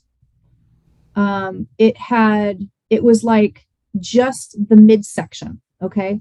It was imagine like there's a fur rug sitting on the floor, and you pick it up so that you're holding it, like this. And so it's dangling down. And so the side that's facing you is the fur part. Okay. So this fur rug went across in front of me, and it had really, really super thick, like hair. Like it kind of reminded me of like the dread, like people who have like really long, like dreads, it's just like this thick. And then it had a wave in it. Like there was this, it was so clear. Like and so it went, and there was no arms or legs or head. Okay. It was just like the midsection. It was just like a partially materialized. Yeah, I've heard that. Okay, so it went in front, and then no sound. There was no like, people talk about hearing like footsteps or crunching of leaf. There was none of that. It was just there, and then it wasn't there. And then there was this lingering scent of like, for me, it was like a not anything like super gross. It was more like horsey, musky, like scent. And it was just sort of lingering in the air, like hanging in the air. So like, I think it was maybe like a pheromone-ish like scent or something. I've never smelled anything like that other than like when you're around horses, like that sort of horse scent, but like out of nowhere, like, so, again, it was like an approach. It was done in a way for me. And I just thought, wow. Oh, yeah. And the whole invisibility thing too. Right. Exactly. Because now it's a teaching and it's something you can talk about. Exactly. Thank you. That lady Robin McCrae, she talks about how almost fully cloaked Sasquatch ran across her backyard, but the only thing that wasn't cloaked was the very top of his head. She said it looked Oh, like wow. it looked like a toupee was flying across her yard. Oh, trippy. Oh my God. Can you imagine that? She's Man, also that's seen just trippy. the from the waist down, didn't she? Like how? Yeah, yeah, she Oh, saw that. really? Yeah. So the Well, top half is I gone, just the liked feet running down the street. I liked his approach. It was gentle. It was just to like, let me know he was there, and that throughout my experiences, um, you know, they are letting me know that they're there. Definitely. I'm just doing my thing. I mean, of course I go to places because I love to hike and I love connecting to nature. And I'm like, maybe I'll get to have a connection with an ancient native spirit, or, I'm open for, I've connected to plants, I've connected to trees. I don't know exactly what experience I'm going to have when it happens. You said at the beginning of your talk when you were with your father and mother in the redwood forest, Hmm.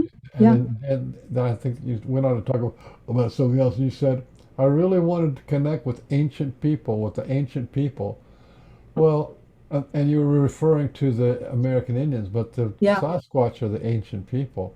I And know. so Yeah. for me, you were on their Hmm. radar, and they Yep. gave you a thought placement. Like a thought placement is a little bit like a rudder on a ship. Once you got a thought, like what's the best thing? Like what's the best thing for me to do? What's the highest thing for me to do? That's like a rudder on a ship, and it moves you. Yeah. So look, wanting to be connected with the ancient people was like Well, a I didn't rudder on think a that ship. until more in my recent years. When I was a kid, I wasn't thinking of that. I wasn't thinking of that at all. But what I have learned though is the way that you are able to receive information is you have to have a peaceful mind. I was just very peacefully just out walking and just feeling relaxed and peaceful. So, if you have all these thoughts going on in your mind, blah, blah, blah, blah, blah, blah, blah, you're not going to get it. So, Ain't that um, true? The monkey so, mind, not your so I friend. would say like, when I was realizing, I want to go to these different lands that have all these unique experiences, and I was studying, listening to the different older medicine people and more modern medicine people and shamans, talking and about, so I'm like, okay, I'm going to connect to the land. And so what I learned, part of my journey was of how to connect in a good way with the non-physical and the Sasquatch people, this, a realm of vibration or a frequency of beings, is to be in a certain, thought process and, respect and, honoring and love and kindness and, all that, my intention. And so I learned to leave a hair. I'll pull like a couple hairs from like the base of my neck, and I'll place it by a tree or something. And in that moment, when I'm walking and I stop and I see this amazing view, or the smell of the forest or something that makes me feel so happy to be there, like this feeling of appreciation kind of bubbles up in me. And then I speak to the space and I say out loud to whoever's there and to the land, thank you for letting me be here. I really feel like I'm being allowed to be there at that time. I was the stars lined up for me to be in that space. And so I say that and I feel it. And then that's when I started having, these other experiences, like not just, with the Sasquatch people, when I went out there to that space in Blue Sky, and I said that was in 2019. And soon after that, when I said, I want to know you, I, thank you for being, with me. I want to be friends. I want to learn from you, all that stuff. Soon after that is when I started hearing vocals. I'm talking about really soon after that, I started hearing their vocals. So I was very, happy that they were then letting themselves be known more often at that point. And the first time that I heard, when I was in my like learning about this, I'm like, okay, I want to learn more. Okay. People are talking about the owl calls, how they can mimic different sounds. And my friend has property in Ellabelle, Georgia, which is, you know where that is. It's like a half hour. Oh, you don't know where Ellabelle is? You've never heard of Ellabelle? Is it sort of southwest of Savannah? Is it south? I think it's more northwest, but I'm not exactly positive. But it's about a half hour from Savannah. Yeah. It's about a half hour or so from, or 20 minutes. There's no Georgia north of Savannah. You have to go west and then go north. Yeah, west. Isn't that what I said? Northwest. Savannah River Savannah is right on the border of South Carolina. I think it might be northwest. Well, I don't know exactly, but it's about 20 minutes or so from that area in Blue Sky, which is on the outskirts of Savannah, Georgia. Lots of just country, trees. There's a creek there, a river, land. And so I would go out there and I started seeing the tree structures out there. I'm like, wow. And I met a neighbor who had his camper on my friend's brother's property out there. And so I asked him, have you had any experiences out here? I was just curious. I ask people that a lot, because there's, again, on their land, there was, a plantation there at one time. There's lots of history. There was the slaves' quarters closer to the where the creek was. There's an Indian mound somewhere on the property, and it feels really good out there. There's a good vibe out there. And then the tree structures that I'm finding, I found another area where you go off trail and it feels like, I call it the family room. You feel like you're hanging out in a family room, but it's just trees and, this pulled over sapling with the log over the top, things like that, weavings. And so he said, yes, that there was something knocking on his door of his camper. And I'm like, really? So at that moment, I wasn't sure if it was a spirit or if it was a Sasquatch, because I had, learned that people have that experience where the knocking on walls and the door and, all that stuff. So I was like, okay, I'm going to go back another time and I'm going to do my investigator in me. I'm going to ask him some questions. I want to find out some more stuff. So I went back another day and I was walking around on the land out there and I heard an owl. And, I'm from California. So going over to the East Coast side, I love hearing different, owl sounds, the birds, the different bird sounds, all that's really fun.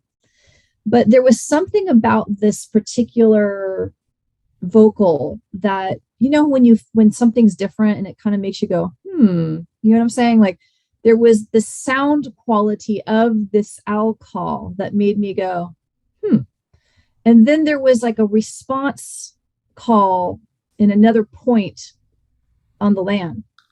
And so I was like, okay, that's interesting. I wonder if this is something, but I'm doing like what Brian was saying. I'm having discernment. I don't, necessarily know for sure if that is anything, but there was something that inside myself peaked. And so I filed that away.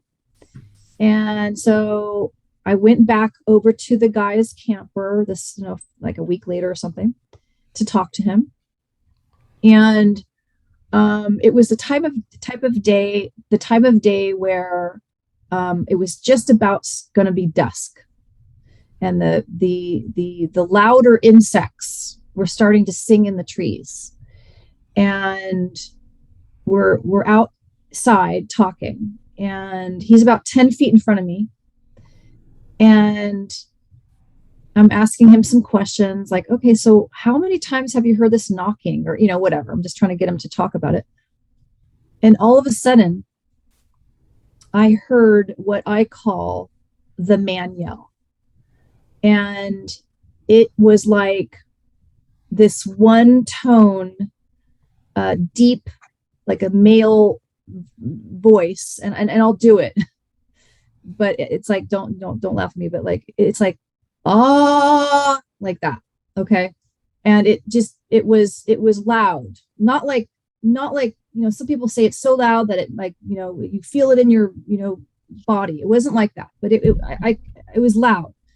And the look on his face when this vocal happened, he went like, like he looked at me like, what the F was that? And I was like, oh my God. I mean, I stayed like super poker face, right? I just pretended like I didn't hear it.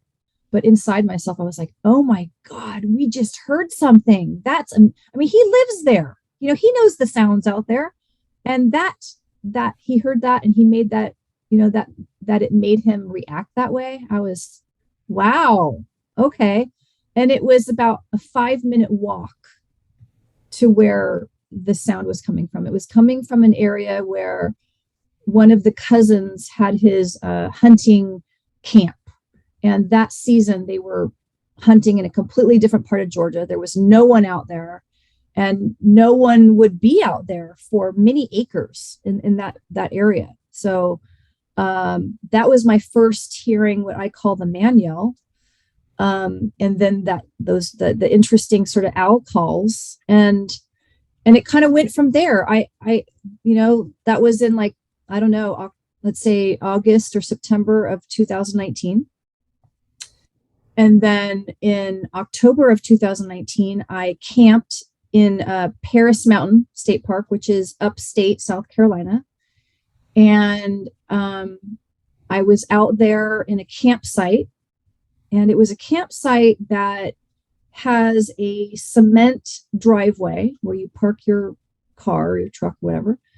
And on the side of the driveway, off of the cement, there was a downhill slope where if you kept going down, there was a road down that would take you to the trails. So there was nothing on that side of the mountains. It was just forest, elevation gain and loss, a couple cabins way up there, a couple lakes and a creek, and hiking trails. Okay. And in that area where there was this downhill slope was these tall pines, the skinny pines, these tall, skinny pines in this area. So it was a really nice night, a really nice day. And I was sitting on the bench, the picnic table in my campsite. And then the insects came out. They were singing in the trees. They were super happy. It was like that perfect temperature where they were just having a good old time singing away. And I heard a specific owl species call, and it was kind of like the whoo, whoo, whoo-ah, sound. And it was coming from a specific point in the forest. And then I heard a return vocal of the same call from the exact opposite point in the forest. And then I heard like a different vocal, like a different species owl, like basically like north, south, east, west, them doing like they're calling out. Okay. And I was like, wow. Okay. Then it was a really dark night. It was like no moon night.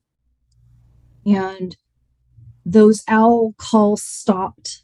And just a little time after that, I was standing by my truck on that cement strip, close to that downhill slope, and right out in the trees, up in the trees, I was all of a sudden hearing like 4 or 5 of these owl calls, ooh, ooh, ooh, ooh, kind of sounds. And then in the middle of them doing that, I heard like 3 different, more like primal man, primate like vocal. And when it was happening, it started like it started pulling me towards it. I was in amazement, like, wow. And so I had to stop though, because if I would have kept going, it would have taken me downhill farther from, they were up in the trees.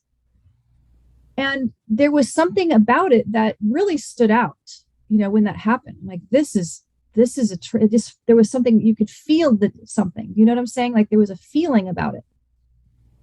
And then something told me, like when we're talking about where you feel compelled to do something, or you feel like this inspired action to do something. For some reason, I felt like I need to call someone to tell them about my experience. But first I need to check my voicemail. Like there was that. I was like, why do I feel the need to check my voicemail? And so I have my phone up to my ear and I'm waiting for the first message to start. And there was a pause. And all of a sudden I hear like a male voice say renegade. And I was like, whoa. And so I hung up and I went back, looked through, checked all my saved messages, wasn't there, waited to hear the new message. It wasn't there. So I feel like it was a telepathic, because I have had that. I have heard like a voice, as if you hear like there's a microphone in your head and you hear the message. Have you guys heard that? Have you had that, Brian? Mind speak, you mean? Yeah. Yeah, I have. Have you? Yeah, where you really hear the person's voice. Yes. In your head. Yeah. So I think that it was their way of them talking to me, where I thought it was coming from my phone, but it was really a telepathic communication. Renegade. Or it could have been. It could have been on your phone though too, because might have been the renegade. They can add things onto devices. With me, they've taken pictures off my camera. They've added pictures onto my camera. They've done all kinds of weird stuff like that. And they can they can give you any sensory, audible, or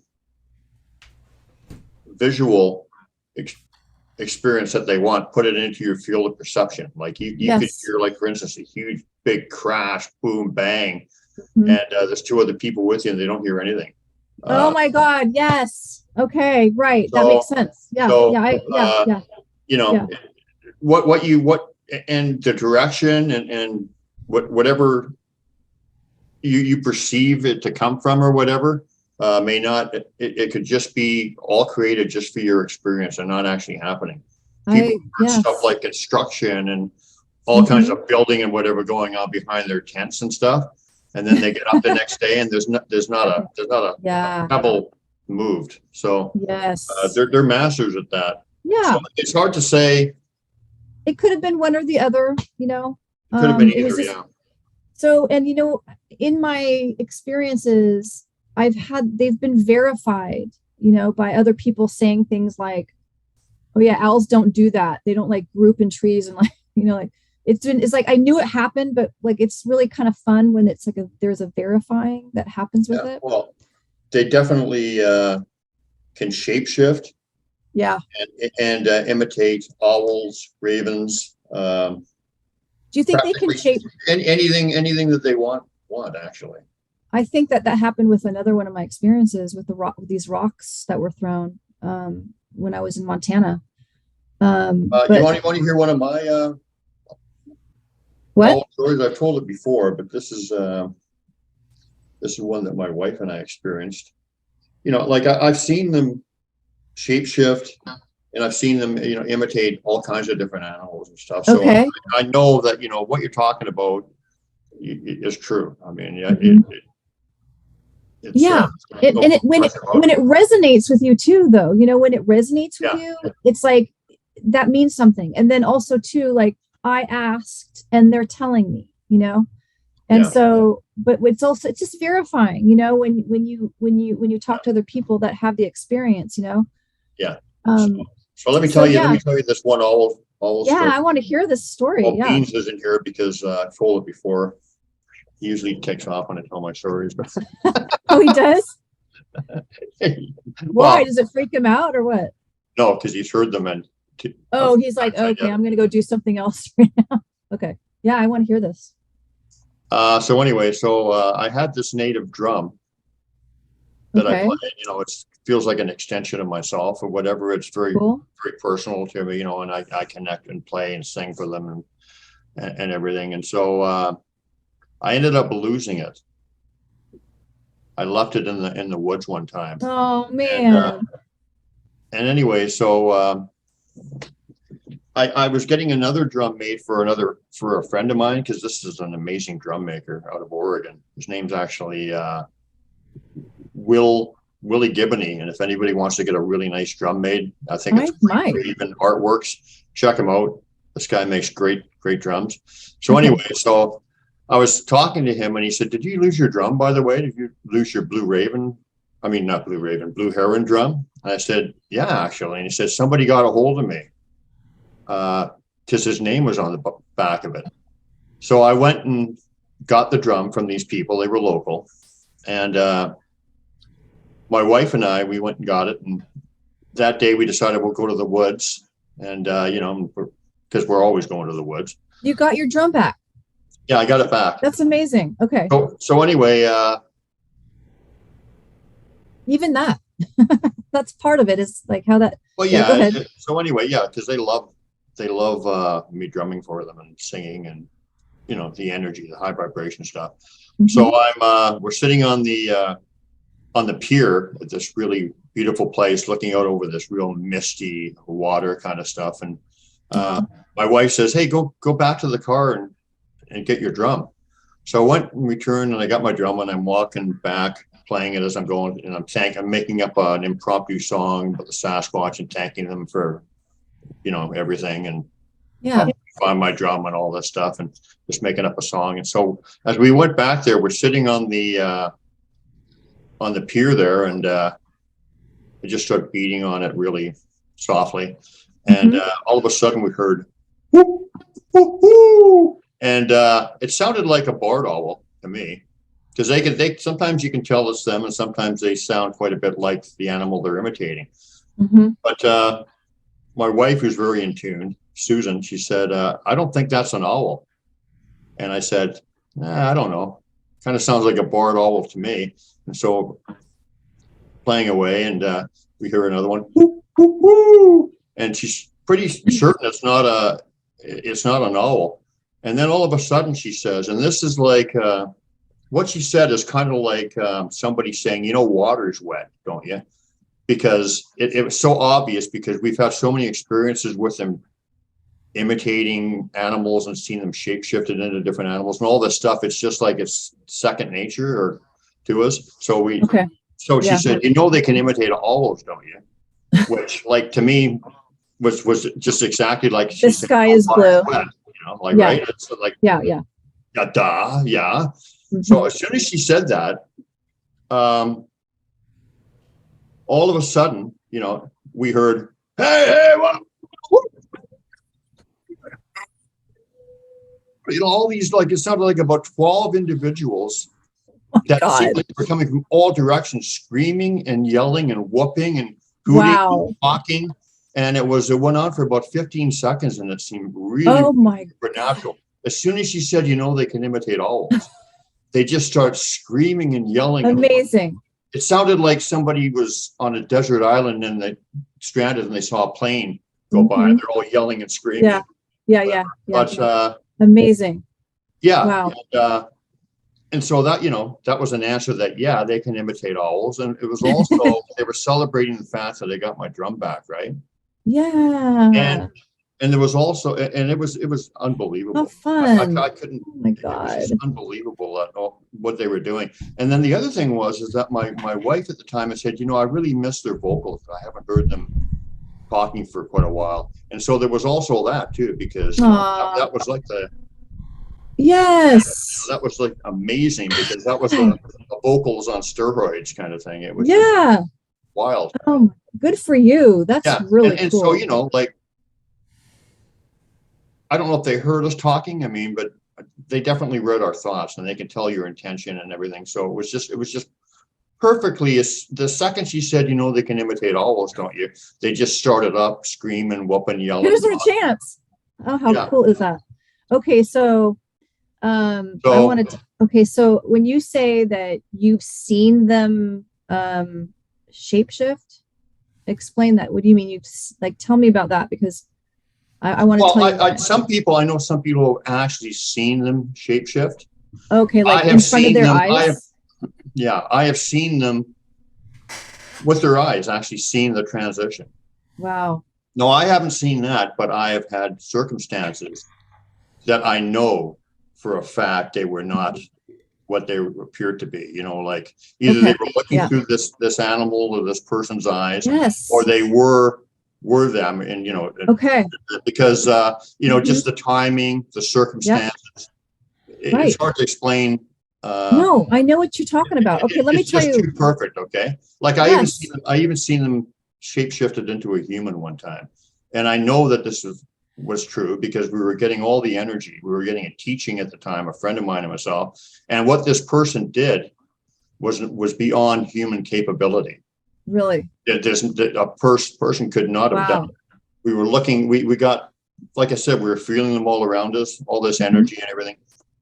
It was a big lesson, and it was one of those. I wonder if it was actually an answer was given to me that day, and this was not an instantaneous one like I wonder and then the answer is there. It was one of those ones where I don't know, but I know I'm going to get the answer. Yeah. So that day, about 2 weeks later, I did get the answer, and it had to do with rocks, colored rocks and stuff. But anyway, we see this guy up on the slope, way up the slope, and he's got a stick in his hand. He bangs it on the tree. And as we look up, and don't forget, we got all this energy coming around too, right? As we look up, he drops the stick, and then he just tears off like Carl Lewis across this slope, up this slope or whatever, right? This mossy slope. But the thing is this guy ran like faster than any person I've ever seen in my life. But the thing is, and that's a Sasquatch trait too, what banging sticks on trees. I heard it a couple days ago, my first time hearing it. But the thing is that, you know, like this slope, it's all mossy, soft. Really there's deadfall all across it. You have to like step over stuff, you know, like even no matter what kind of shape you're in. This guy was running like he was in a 100-yard dash. So it was humanly impossible for this guy to do it. And, you know, I've had other confirmation, you know, like, 'cause that's what this show is about. People have confirmation with things. The guy, we call him Beef Wellington. Actually, Kevin Royce. He had a story about them shape-shifting into humans too. That was absolutely, there's no question about it. So yeah, they can shape-shift into any thing that they want. They just change their molecular structure or whatever. And I had that happen. I was in Montana in 2020, and I was at the Tobacco River, and just sitting, you know, on my little chair thing. This it's called a Crazy Creek chair that you can lay it out flat to lay on it, or you can kind of cook it up so you can sit in it. And I look over upstream, and I see like a beaver or an otter just sort of doing its thing over there. I couldn't tell because the way it was facing me. And I was like, oh, wow, check that out. I was like talking to myself, check it out. There's an otter or beaver over there. How cool is that? I had my animals with me, and my parrot and my dog. And I looked away for a second, and I looked back, and it was gone. So I thought, oh, okay, it went back up into the grass. It was gone. And then like right after that, I started hearing a deer snorting behind me, like about, let's say, I don't know, 20 yards, you know, in front of me, this deer just sitting there snorting. And I was like, well, hi. And then I introduced him. Hi, I'm Tricia. This is Manny, my bird. There's Lucy, my dog, Lucy. And so I started kind of mimicking the snorting. And it was really like intently looking at me, like really eye contact, deep eye contact. And so then I was like, okay, I'm just going to go back to what I'm doing, you know, and just continue on to be there if you want to. So I turn around and I sit down. And right after that, I hear like a kaplunk in the water, like upstream, like close to where that beaver otter was. So I look over, and I'm thinking I'm going to see a beaver otterhead or whatever swimming around in the water, and there's nothing there. And I'm like, that's trippy. Okay. Like there's nothing that would make that happen. There's no one out there. I'm like all by myself out there. And so I stopped looking for something in the water, and I go, and I'm reading the book I'm reading is a book about the interdimensional Sasquatch.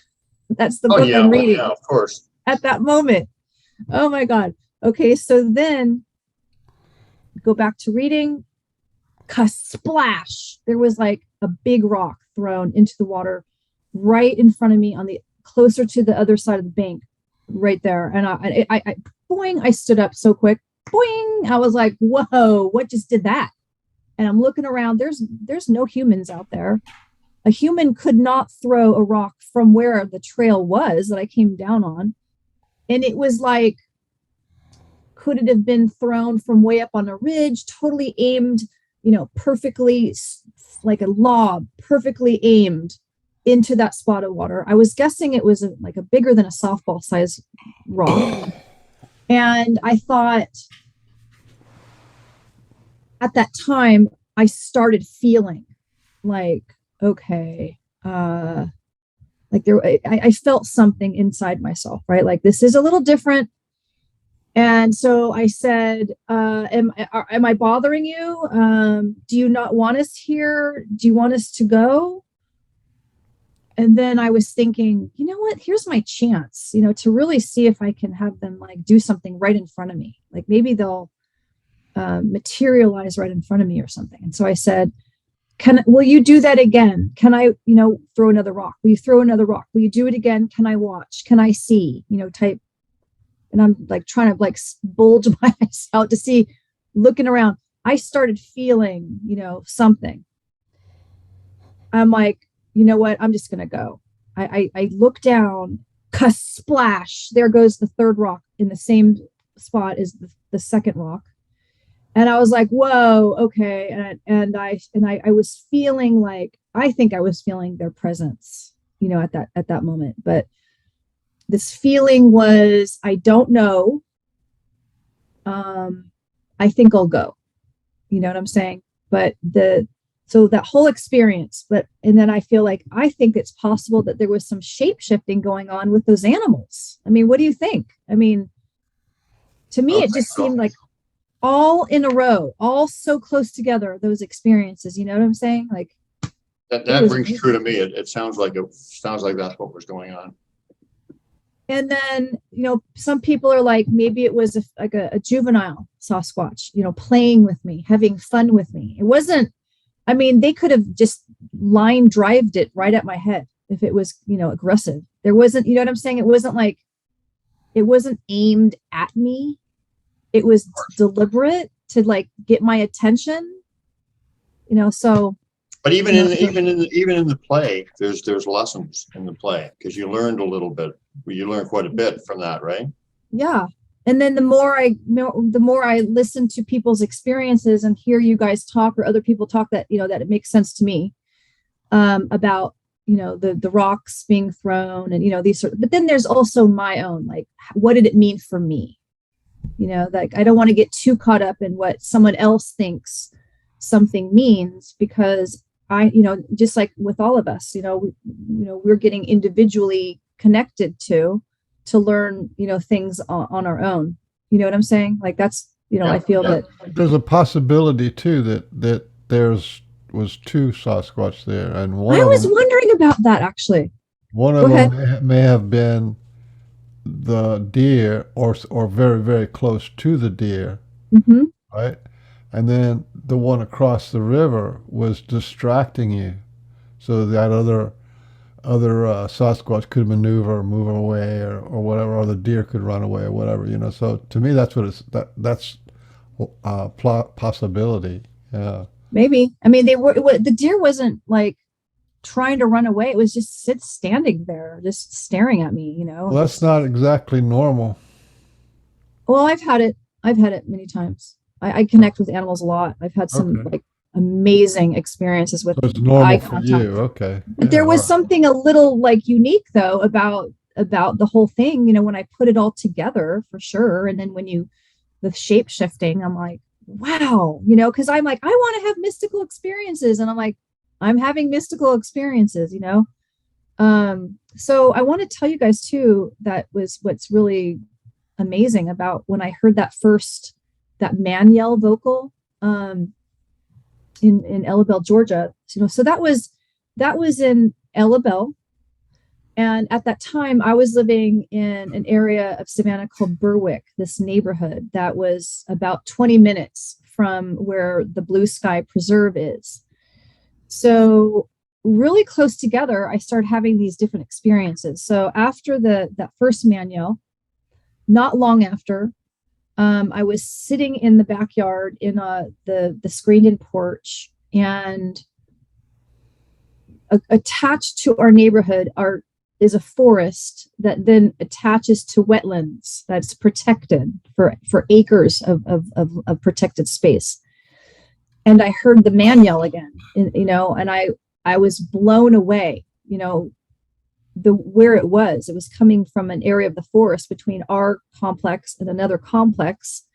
And, of course I'm like, well, could it have just been some guy yelling? But it was the exact same tone and the exact same like length of tone. And so then when I went to Montana, when I was in Montana, I got there in June of 2020, and I was in Fortine area, Fortine, Montana, and Eureka, Montana, which is very close to the border of Canada.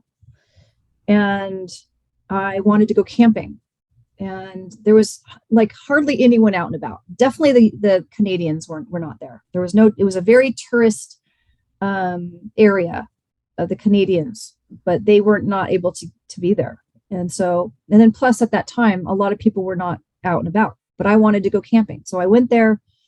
There was a little lake at this campsite area, and I stayed up with watching the fire in the fire pit, watching the bats fly by. It was a really nice night. Decided to go to bed. I don't know what time it was, 10, 11, 12, something like that. And I was car camping. And so I was just, in the back of my truck with the seats down with like a pad or something.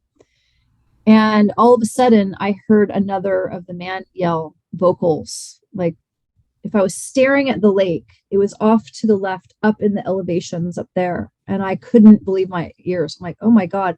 And then there was a return vocal. It was like, oh, and then another point, oh, I'm like, no way. So I said in my mind, I'm like, please do not come over here and peek in the window and freak me out. Don't do that. Okay. So I wanted to, there's something new that's been coming to me that I want to add to all this, in my listening to people talking about them, and that they can do healing, that they can heal you. They can help heal. They do work like that. They're connected to the heart. And so as I've been listening to recently, there's been more of these sort of adding to the puzzle pieces of my experiences and my wonderings. So, so I do an energy healing called color and sound, healing with color and sound. And I combine it with distance healing.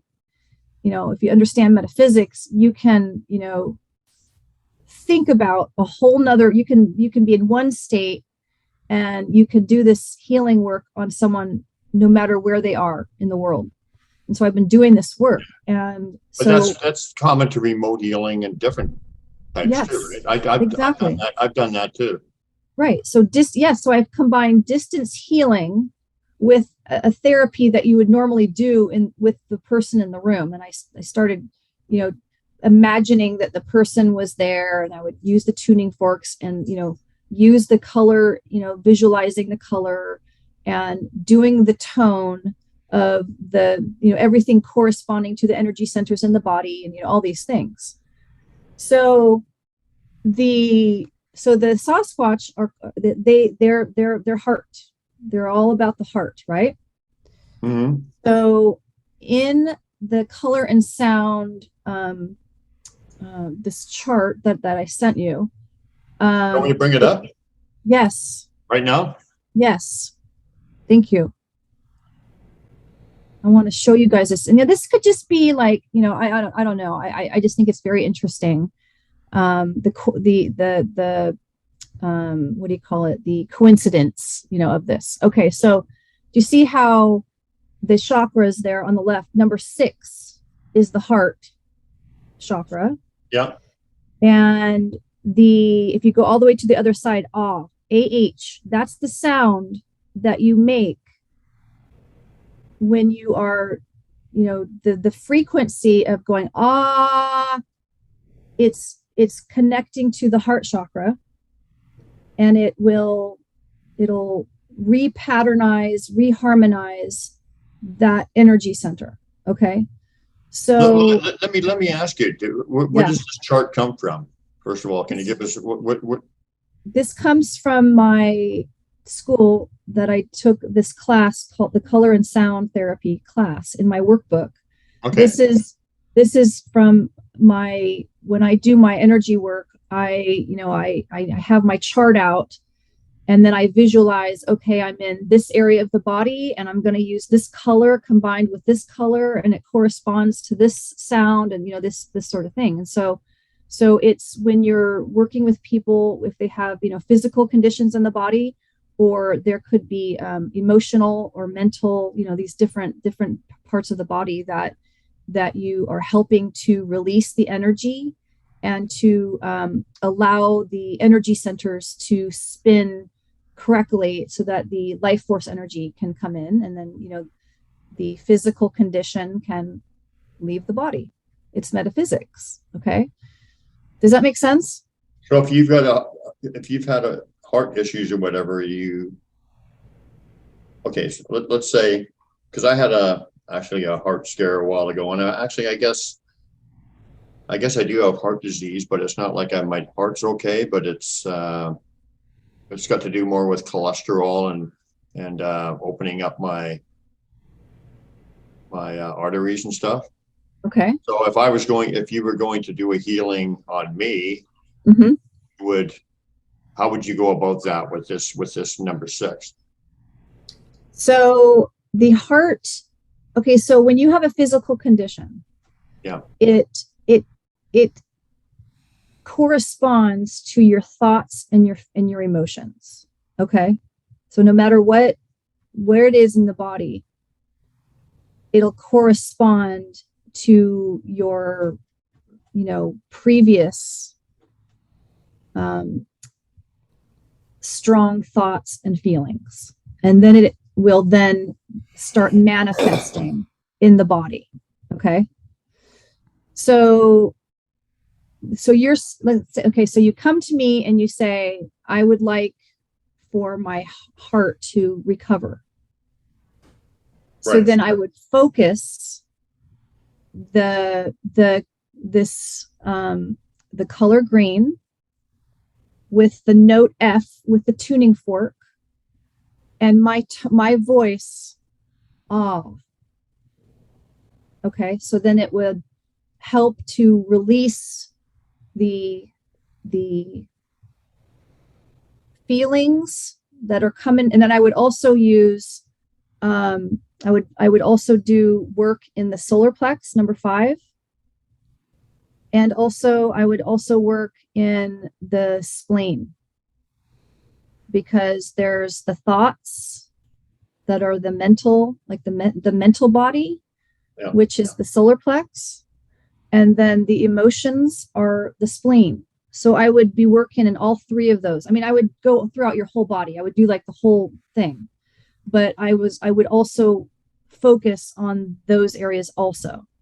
So are these notes, are they like those little triangles that you? It's a tuning fork, and I have 2 tuning forks, and I bang them together, and then it goes, and it's corresponding to that tone. And I do it like 18 times, back 3 circles going this way, 3 circles going this way, 3 circles going, over the chakra. But then what's great with the way I do it is I can, imagine that you're hovering in midair, you're laying on your bed peaceful in your house, and I'm in my space, and I have it all set up as if you were in front of me. And then I can actually put one hand under and one hand over, and I can just really get in there, and then I can really just focus the color throughout your entire section of that part of the body. And, then it's an intuitive thing too, because I might be led to like, okay, I'm for whatever reason, I feel like I need to go to his feet and like work on the sole of his feet or something, or this kind of thing. So it's a whole process. It's about 50 minutes, and and I go through and I'm calling in the energies of the higher beings are coming in. Your guides are there. It's just, and I do this where afterwards I say, okay, I'm going to call you and we're going to talk about it, because I also take notes. I'm guided to like take this note to tell the person, it's all good stuff. It's all very helpful information.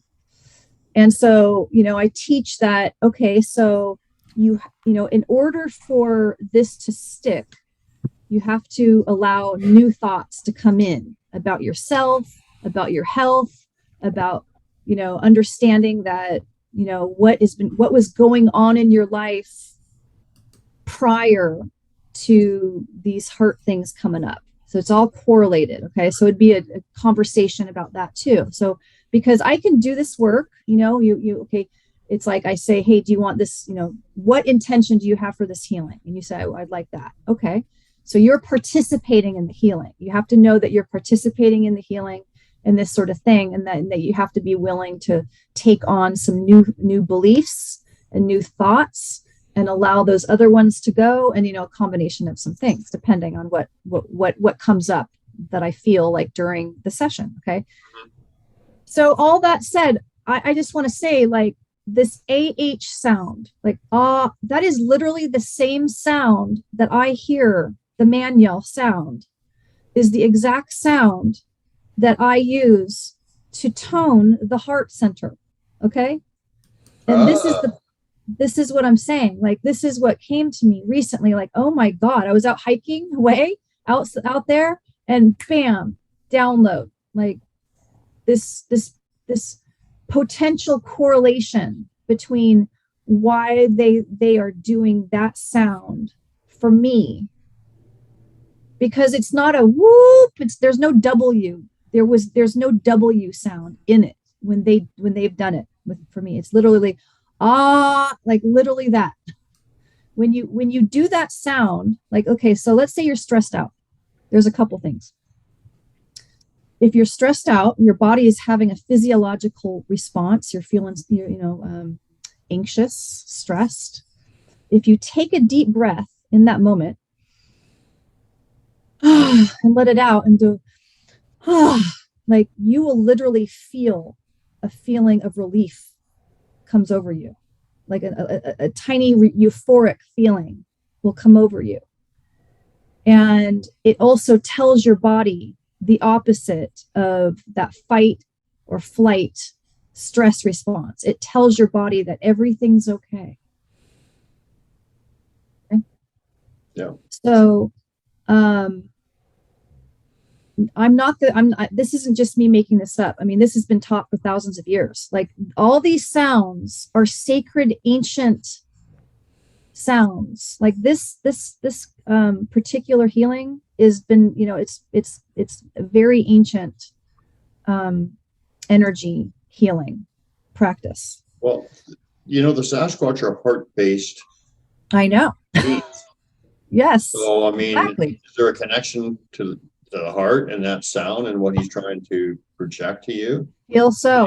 Because, I think that's pretty obvious, because the water is wet. No. Yeah, I think so. Yeah, I was like walking, like I said, I'm like, oh my God. Because you know what made me think about it was, so I was on an episode called My Bigfoot Sighting. It's gone out. It's like on a podcast like that you can listen to on like iHeartRadio, these different, ways of listening to it, but you can also like listen to it on the YouTube channel.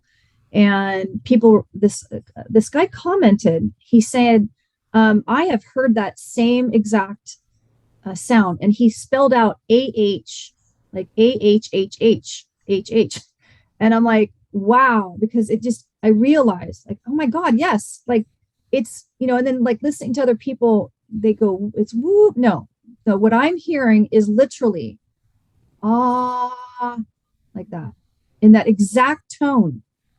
I'm like, that can't be, I don't know, could be coincidence. I could be reaching, I don't know. I think it's a really interesting coincidence. Here's another thing that's interesting too. I looked this up. Do you know have you guys, I'm sure you guys have heard about the, Do you still want this chart up or no? you can move it if you want to. Well, wait, don't take it down yet. I want to show one more thing. Okay. So see how this is, the chakra is number 6. Okay. And in the native people have where there's like, is it 7 sacred animals that they talk about? And like there's a turtle and there's an eagle or whatever. And then there's Sasquatch is number 6.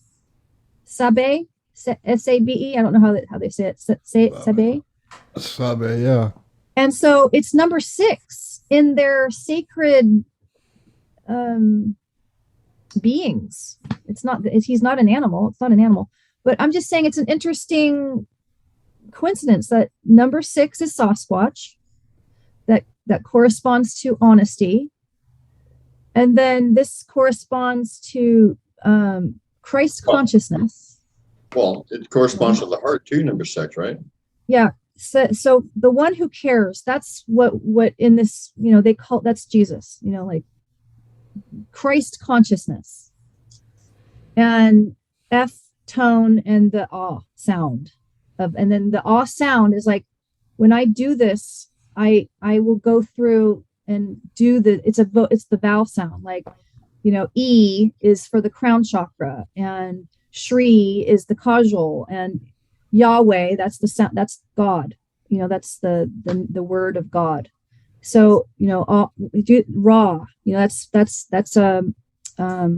Egyptian, and Chung, that's Chinese, so it's all these sacred sounds and you use your mouth and vocalize it. So I think it's very interesting that for me, I'm hearing the manual sound that is like the same vocal that we use for the color and sound therapy that I've been doing with people all over the United States, a couple people out of the country, so, and yes, I'm hearing them around the United States, not just anyway. So I just wanted to add that to the interestingness and to maybe add to us researchers who experiencers out there who are putting some pieces together that's beyond them being they're physical beings and they're interdimensional beings, and I don't have all the answers they're to both, it. Yeah. So yeah, you can move it, but I wanted to make sure to talk about that because it was in my journey. Let me ask you, I mean, of course it's always client or whatever you or it's personal to the people, and it's also private stuff, but without mentioning names, can you tell us some of the results you've had with this healing, some of the stories of? Oh yeah. So after every session, I get on the phone with them and I ask them to tell me their experience. And I started doing this, like combining these two modalities together and asking people who are energy workers, who are mediums, shamans, people who understand subtle energy.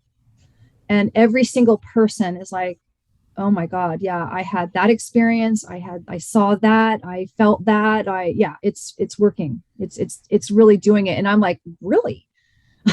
Because I'm over here just super, tuned in, and I get really into it. I love it. I could do it like 100 times a day. I just love, because I'm channeling the life force energy through me, and then it's coming out my hands, and I'm using my intention. I'm knowing metaphysics enough to know that I can be focused on the area of the person's body, and then I use a color, that spray that has the properties in it of these special properties in the spray, and I spray it onto my hand and I breathe it into my aura, and then I send it through my hand, the color, into the person's, that part of the body. And so then I also am taking notes at that moment, like at the moment I'm in that part of the body and I'm feeling like taking a note about it, and then they tell me that they're feeling it, or they felt touched, or they felt, an answer, or like, and I say to them, take notes, because, like we talked about before, they may not get anything at that moment. Meaning it may not make sense to them at that moment, but I say, this is going to still do something. It's going to keep doing something. It's going to continue to do its work. So pay attention to, as your days and your weeks and your months and your goes by. And then I talk to them later, and then they say something that corresponds to it. And I'm like, I told you. I go, did you take your notes? I told you this. I said that to you. So I purposefully asked people who understand this to have me do this on them, because I wanted to know if this is really doing something. And yes, it is. Yes, it is. Yeah, I understand that. So I have a coincidence for you. you have a coincidence? A coincidence, yeah. Yeah, let's hear it. When you started out, you were talking about feeling archangels. Mm-hmm. Well, when Brian and I got together like 3 years ago, I was saying my understanding that the Sasquatch people are archangel class earth spirits. Yes. Or archangel class heart spirits, because that's what they are, heart spirits. I like that. Yeah, that makes complete sense to me. Yeah. That's the energy that they, that's their home energy, that their neutral state is heart. Yes. In my studies of, in my, you learn that there's level of energy, right? Like levels of consciousness and levels of energy that go higher and higher, like from the ground up, let's say from the ground up to the moon, let's say so the earth plane is, our physical realm, or like where the earthbound spirits hang out.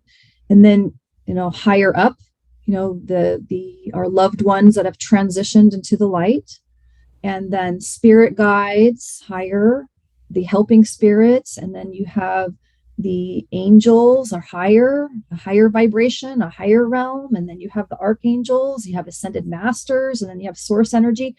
And then, yes, so I feel like I have imagined like the Sasquatch people are in the same realm as, like, let's say, the fairies and, that realm. And then in a very high realm. Yes. A very high realm is definitely where I see them. Yes. They could be. I want to say something else about that chart is you can't say God's name, or you can't say the words with your lips or tongue. It's forbidden, right? No, it's not forbidden. Well, let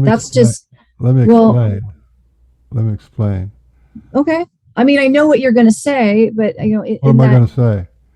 In the Jewish, in some belief systems, you're not supposed to say their name, the name.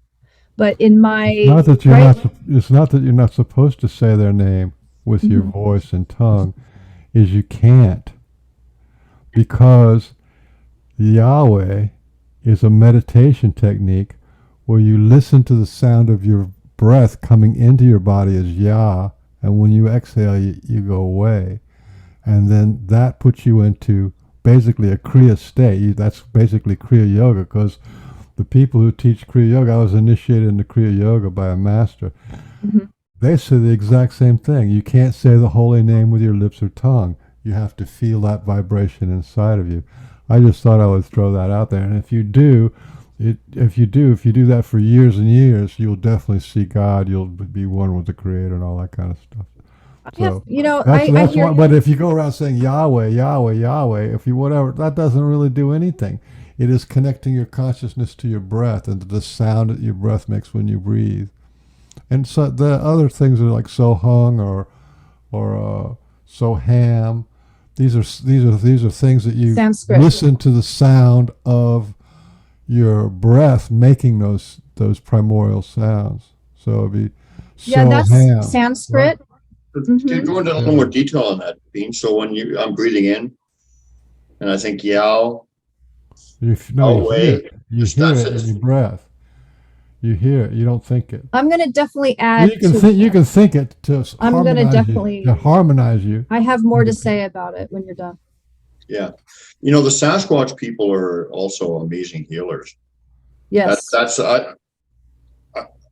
I don't really even know what I do when I do it, but but I call on them and different guides, angels, and entourage and stuff like that too. But yeah, I just do it from a knowing, I guess. I don't know what I do, but also had amazing results. So I guess there's a bunch of different ways that you can do it. But so what he's talking about is like the Hindu based, which is I went to yoga teacher training and I learned a lot of Sanskrit and about chanting that's the sound. It's like a sound seed, and like I get what he's talking about, but what chanting is very powerful, but that's not what the Yahweh is about.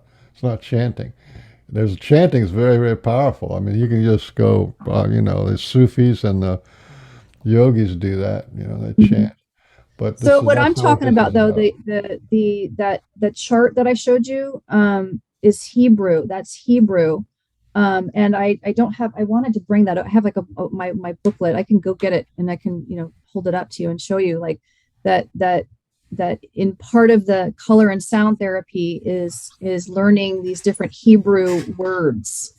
And so one of that would definitely be powerful. That's definitely seriously powerful. The Hebrew letters and Hebrew sounds. Yahweh is Hebrew.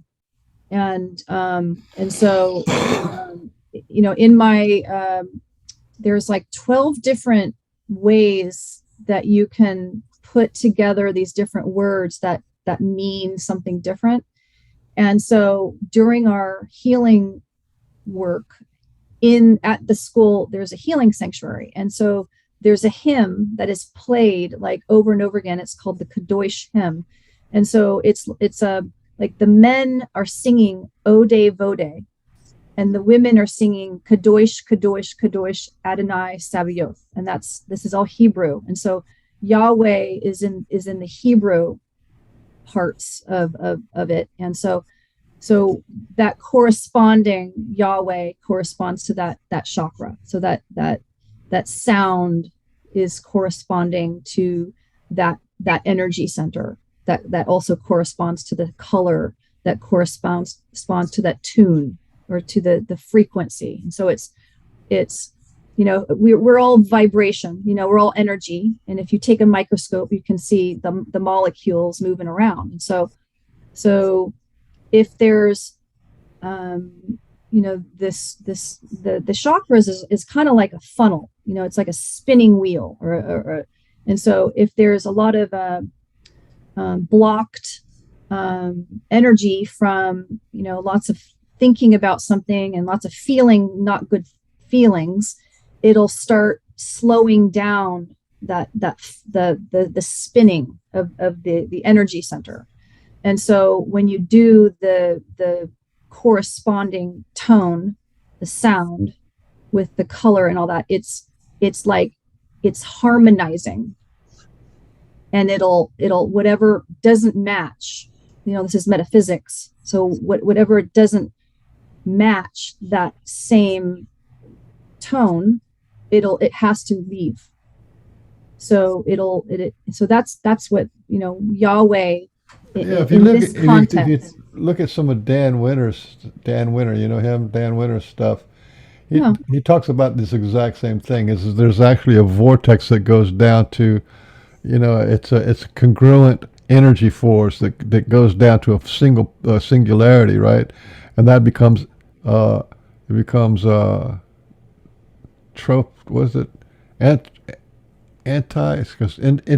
right? It's the opposite of falling apart. It brings it back together. So it basically tunes. You can do this similar kind of stuff just by looking and talking to your chakras. But anything that you do that's even more precise, that focuses it in better, is like enhanced. And what you're doing is basically reminding your energy centers to go back to their natural vibratory rate. Yes. As you're bringing that energy into them, they go, oh, okay, we're off tune. And then they bring it back to the right tune. And exactly. It's really seriously powerful work. Yeah. Yes, exactly. You got it. It is very powerful work. And I love doing it. I get to participate. Well, it happens to you too. I mean, yeah, you can't do it without tuning yourself. Exactly. It's like I feel like I'm vibrating, like like a euphoric, like floating around, when I'm done. And well, that's what bliss is. Bliss is yes, it is entropic, phase conjugation, whatever they call it, of entropy, right? That's what bliss is. Is this perfect vibration of the energy. Yeah, it's a high love, is bliss. Yes, exactly. Yes. So, okay, so I wanted to make sure to talk about that. And I also wanted to talk about like something completely different. Well, do people get a hold of you to do this? Because I know Brian's just chomping at the bits. Oh yeah, of course, please. I mean, how do you know that? I'm teasing you. I'm a kid. If somebody's, wanting to learn more or would like to have me do a session for them, you can, I guess you can find me on message me on Facebook first, is the easiest way. Tricia Brown, Tricia Brown, Brown, Free Spirit. And that'll find my Facebook. And it's a silhouette of a Sasquatch. And you can, message me, and you can be literally anywhere in the world, and I can be here, wherever I'm at. Right now I'm in Pensacola, but I also live in Alabama, and we can talk about it. It's very helpful. You have to be in a space though of realizing that, understanding that our health is way beyond Western medicine. We're powerful beings, and if we can get out of our own way, then we can allow the way our bodies are meant to work. Allow them. It'll do what it knows how to do. And you're helping your body when you're able to. I'm glad you said that, because we really need to get away from this idea of biology and genetics and all that kind of stuff. We are energy beings first. We die, we turn into an energy being, into a ball of light. We go hang out with other energy beings, and then we're born and we incarnate into this body. So anytime you can tune up, and our energy being is what holds the pattern to the body, and our energy being is what communicates to the DNA to make creation, to make everything that goes on in the cell.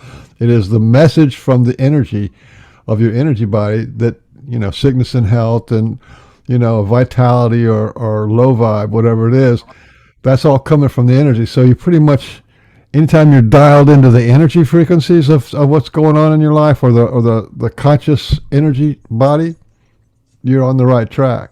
Well, also too, I mean, just understanding that if you feel good, you just want to feel good. You want to think good thoughts. You want to be, think positive thoughts, and you want to feel good. I mean, that's very basic what I'm saying here, but it's just simple. Like, when you feel good, when you feel happy, when you feel peaceful, when you feel relaxed, when you feel content, when you feel positive expectation, all these higher vibrational feelings, you're going to be able to only attract to you positive things that correspond. So what you're thinking about, it's important to pay attention to what you're thinking about and what you're feeling about.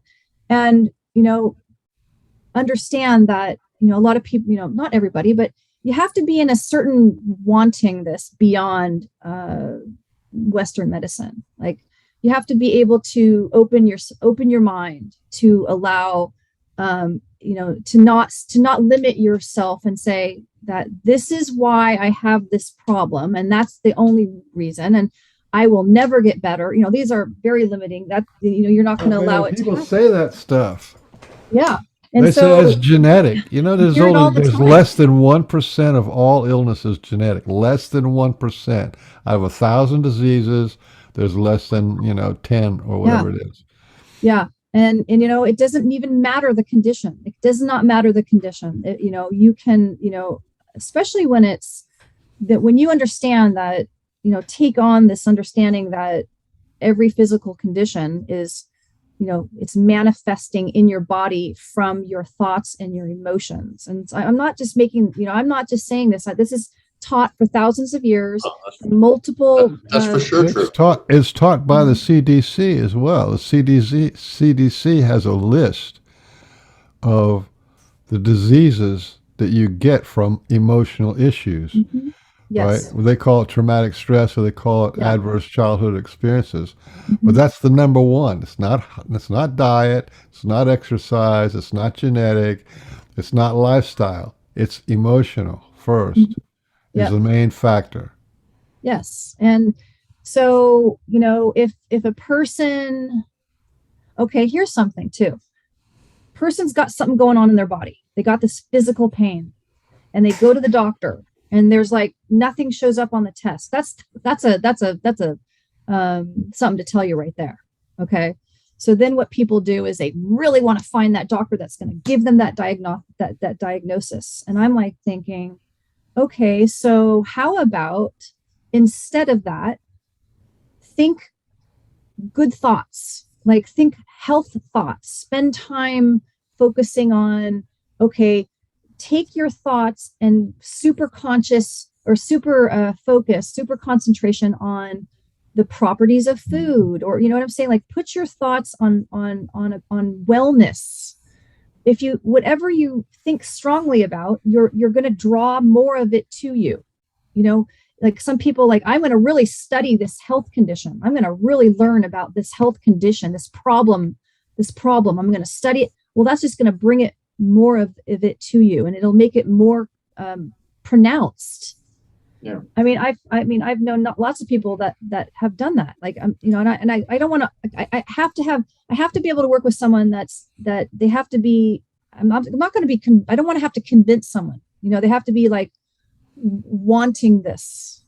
That they're like, I've tried everything and I'm open to it, or I've been having this pain in my lower right part of my stomach, and I had these tests done. My blood works fine. The doctor doesn't see anything, but I'm still having this pain. Well, that's going to tell you that's a sign right there that it's metaphysical. So yes, everything psychosomatic. Well, yeah, I mean, okay, that's mind body. It's psychosomatic. That's what it is. Yeah, and so since I was a little kid, I mean, I've known that, like, I've known how to slow my breath down, and I slow my heart rate down. Look at mind, body, spirit connection. Like I was saying earlier, if you take a deep breath in and you let it out, or you take a deep breath in, it's like physiologically changing your body. When you do that, you're telling your body everything's okay. You're changing your brain waves when you take, it's like, so yeah, I mean, I teach this mind, body, spirit connection. And so somebody has a problem in their, let's say a thyroid thing, right? Okay. So let's talk about it. Like, do you feel like you felt like you can't express yourself for some reason, or when you were a kid, whenever you would try to speak up for yourself, shut up, don't talk back. Yeah. And then over time, it can start manifesting as a problem in your throat, or, like whatever. So every physical condition corresponds to something. Yes. There's two big parts to this whole deal. Yeah. One of them is, like you said, the law of attraction. Instead of thinking negative thoughts about yourself, about reality, about other people, you think positive things.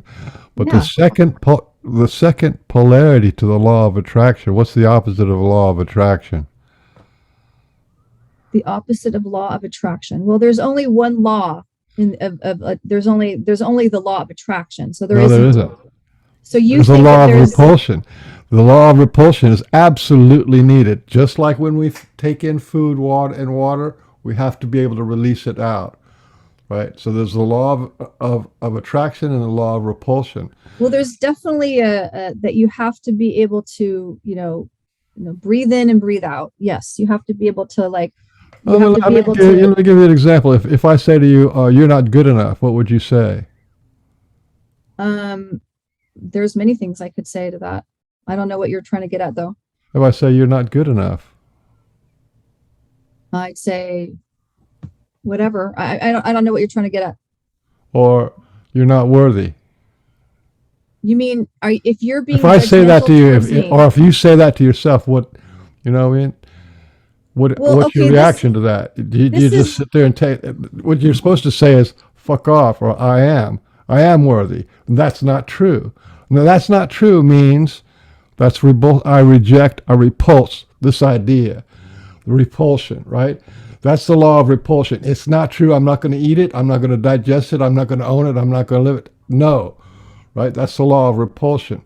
And you have to have a certain amount of law of repulsion to go along with, or else if you have, I'm not worthy and I don't deserve, and you're over here trying to manifest the law of attraction, you're going, I want this and I want that. Well, the one in the denial is the strongest one. That's why you need to be able to release the negative stuff and attract the positive stuff. So if you don't, it's just a big mess. The way I understand it is whatever you think about, you're going to attract. So if you're thinking that you're not worthy, or let me just answer what you're talking about. If you push against something, you're just going to be getting more of what you're pushing against. So let's say somebody's bullying you. If you literally ignore them, they will go away. Okay, there's a vibration.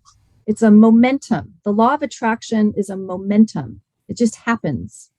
It's the manager of energy. So if you reject something, you're pushing against it and you're going to just keep it there because you're giving it attention. So if it's something you don't want, you literally stop thinking about it. You let the vibration slow down and stop, and you have to think about something else. So whatever it is you're thinking about, it's going to be active in you, and then you're going to attract more of it to you. So there's in my studies of years of studying metaphysics, there is no opposite of the law of attraction. All it is your I know, and that's a crime in my book. Look at what Christ said this. He said, people say I come in peace. Mm-hmm. Remember that quote? People say I come in peace. He says, I don't come in peace. I come with a sword. And that sword is to pit the son against his father, the daughter against the mother, and the daughter-in-law against the mother-in-law. Because your enemies are the members of your own household. And he's talking about killing them. He's talking about taking the sword and cutting them off. This is the law of repulsion.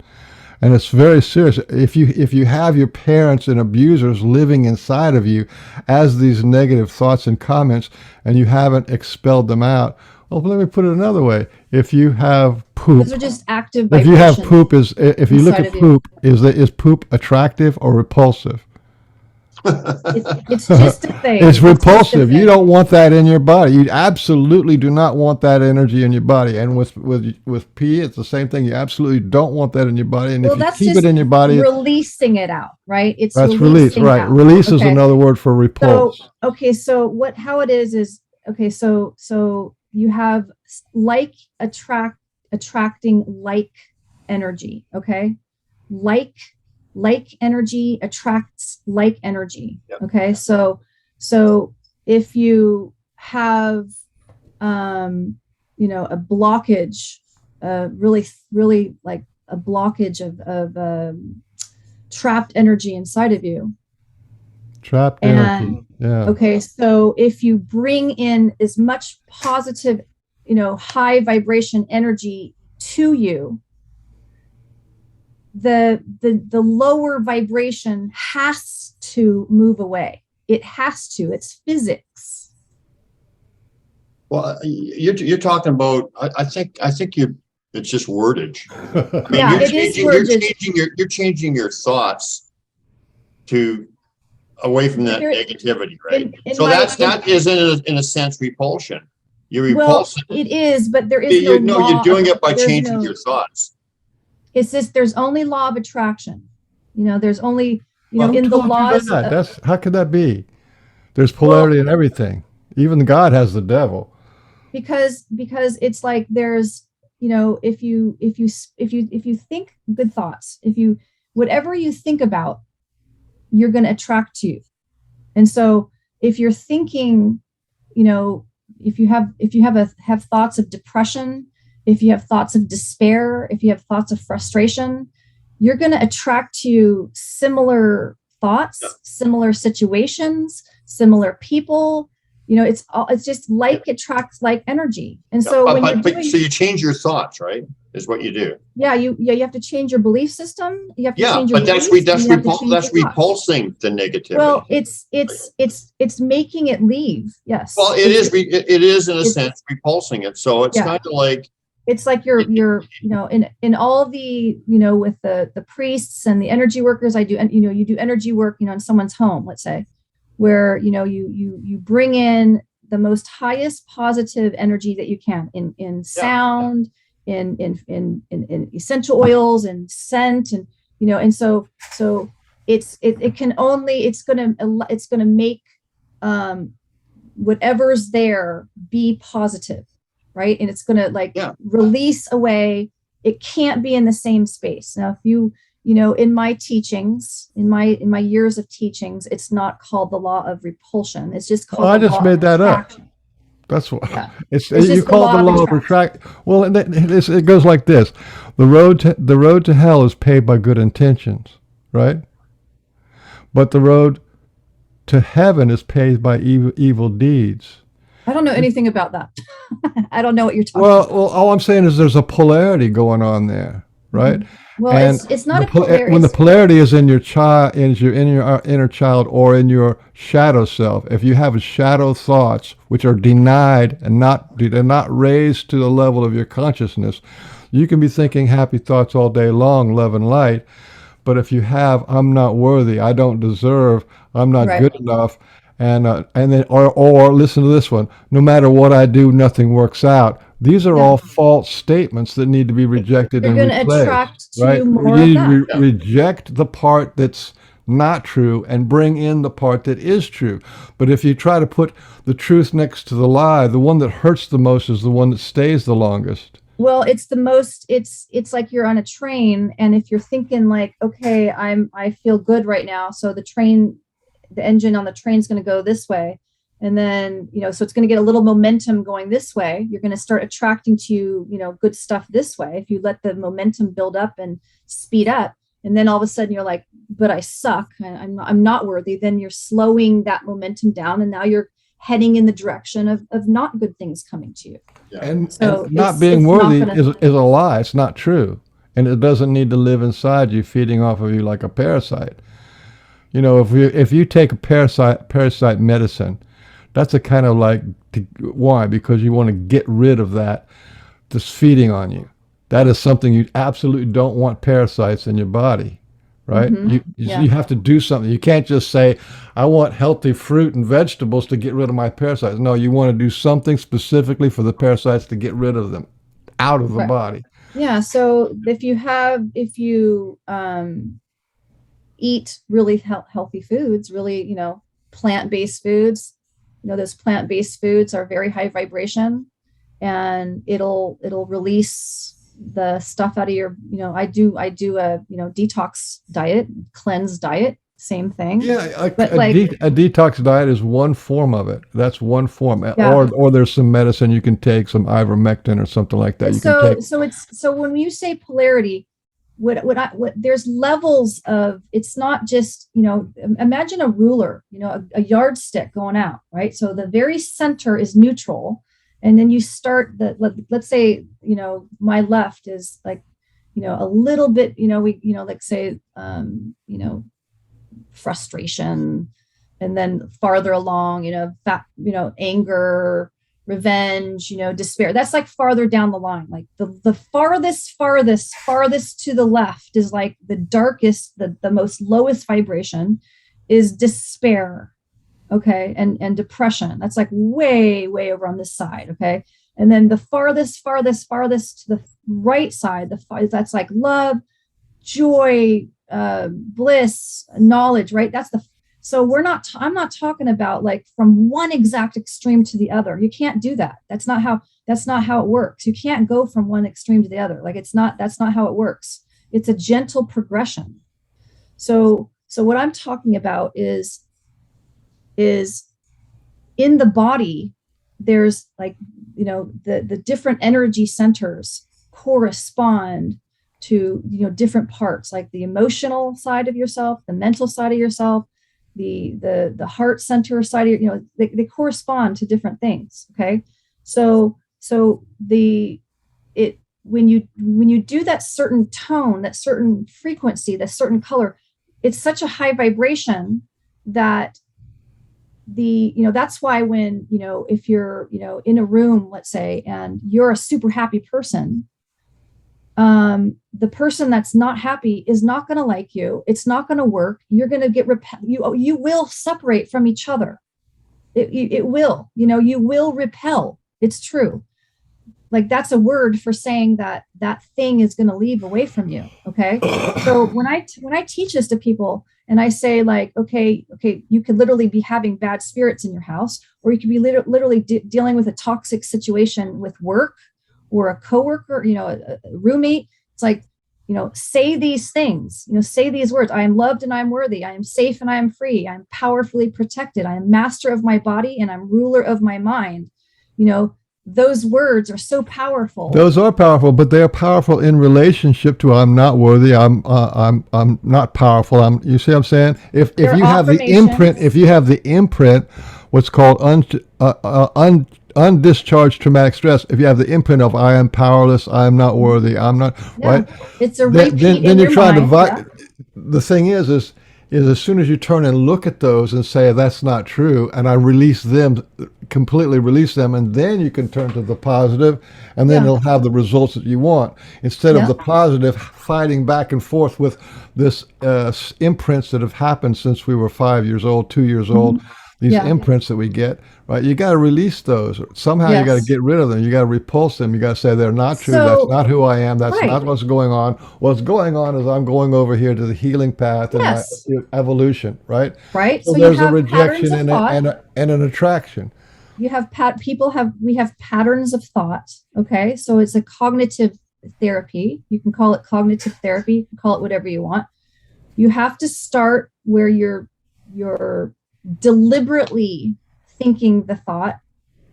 You're deliberately choosing to feel a certain way, and it's a habit of thought that you need to start. Okay, so you have to build up the momentum of it, like you're saying. Like if you have this sort of program that says a negative thought, and then, so here's something else that I tell people: if you want to have those more negative thoughts go away, or that person go away, or that spirit go away, don't be so specific about it. Be more vague. Just say it's a negative, it's a parasite, or like, say another word for it. Don't talk about it. The more that you be specific about something, you're building the momentum of it. You're building there's these vibrations. It's a vibration. So if it's something that you want to come into your life, you say, I want this, or I am this. And so when you're saying that, if you do it for 17 seconds, the 17 seconds is then enough for the next thought to come to you. So you have to be deliberate. If you're down in depression, you got to do, what's the next feeling up from depression? Revenge, or anger, right? Anger feels way better than depression, right? And then what feels better than anger? Revenge. I'm going to kick that guy's ass, right? You're not literally going to do it, but that feels even lighter. It's a lighter feeling.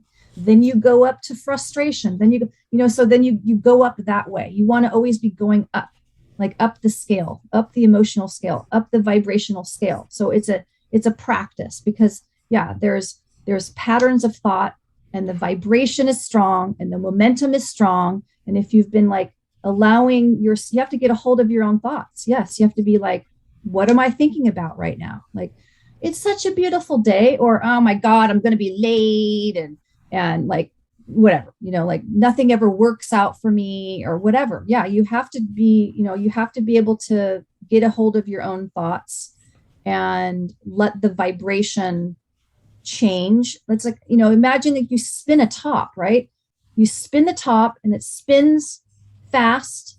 And then if you don't keep spinning it, it'll slow down and it'll stop. So if you have, in your mind, like, previous, that the people in your life that used to say those horrible things to you that you now have taken on, as your own belief system about yourself, the negative thing, we can all pick whatever it is, which one of whatever it is.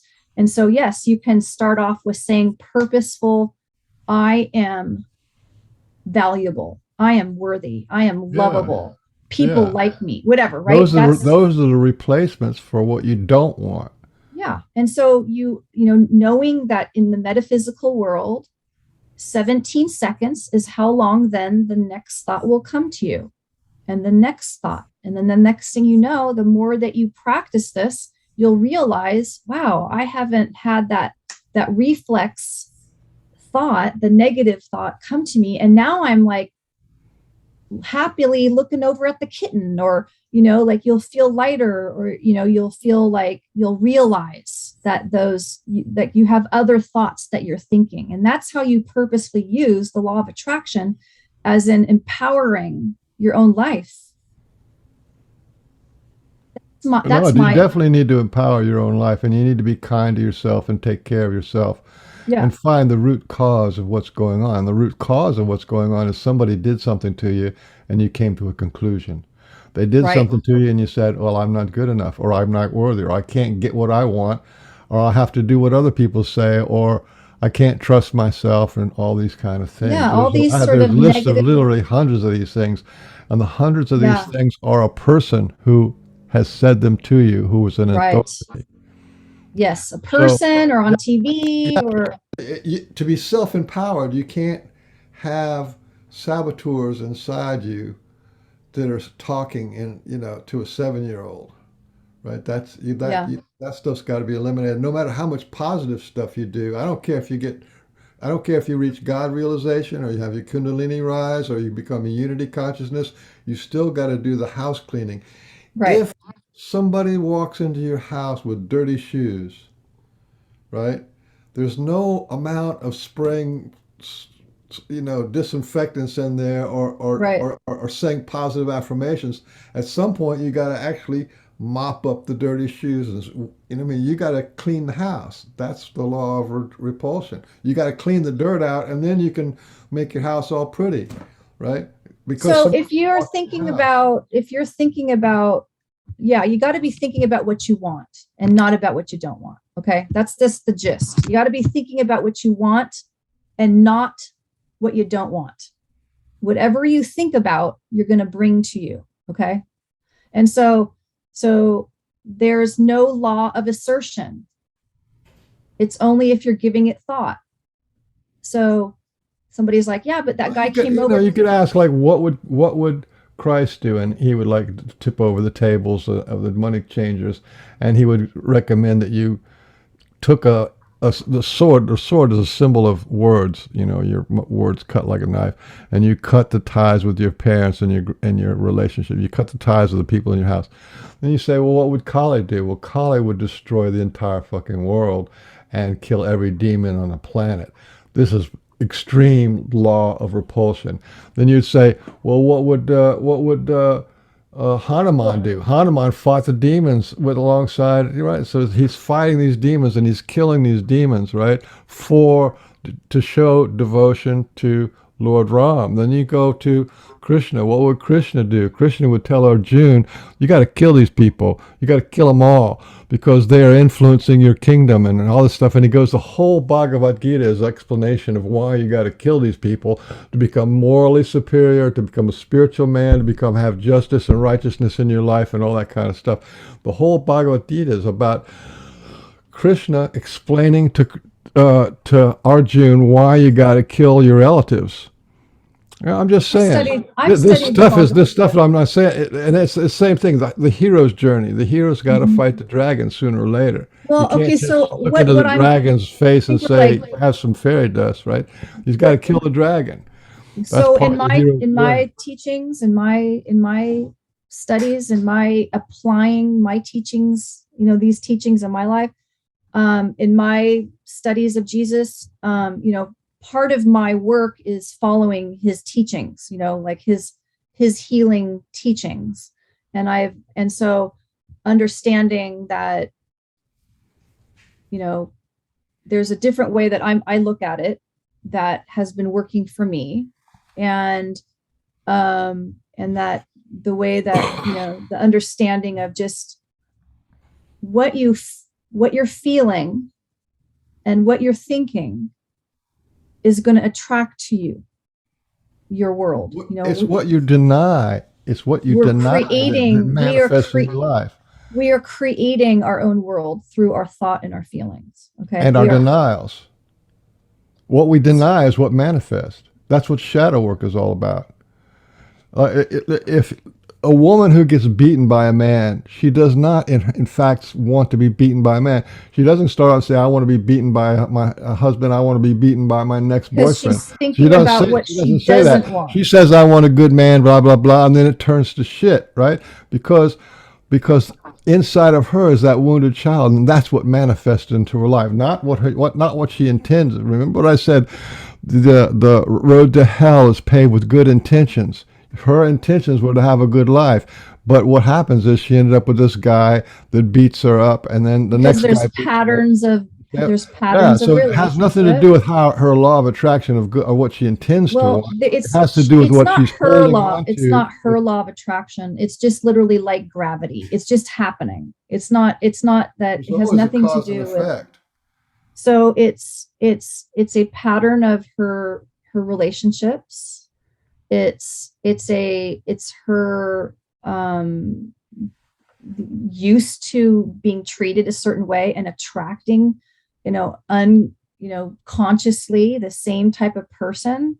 There's a combination of things. There's consciousness and subconscious or unconscious. Mm-hmm. And denials exist in the subconscious. People don't walk around saying, "I'm not worthy," or "I don't deserve love." They don't walk around saying that. It is in their subconscious. But that's that's what actually, people don't say, "I want to get on the bus and go to Hurt Locker. I want to go to the Hurt Locker today," or to the Depression Alley. They don't say that. They want to feel good, but they end up going to the Hurt Locker, or they go to the Depression Alley time after time because of what's going on in their subconscious. Their conscious mind doesn't have the amount of power to get to that, unless you can turn your mind into it and say, "Oh, I don't want this in my life. I don't want that in my life. This is no longer true. I want this over here to be true. I want this and this and this to be true." Yeah. So there's different ways about it. There's different ways to get there. And so, I help people understand, kind of like you're saying, there's this sort of root thing going on, and, allowing themselves to, you don't get, there's different sides to it. I think it is good to look back at your childhood and allow yourself to sort of remember it in a better way, or understand that you're thinking that thought from a 3-year-old's perspective, and now you're 42, and so now you can think something new. Like you were no longer true for you. You were thinking about what it was, for that aged person, and now you're able to, okay, well, let me look at it in a different way. And so there's different approaches to all this, for sure. Yeah, I mean, we all have a negative, and every particle there's a negative and a positive, for sure. Look, these books, Law of Attraction and Think and Grow Rich, and the feeling is the secret. The feeling is the secret, right? That's the law of attraction. You step into the feeling of fulfillment. That's part of the law of attraction.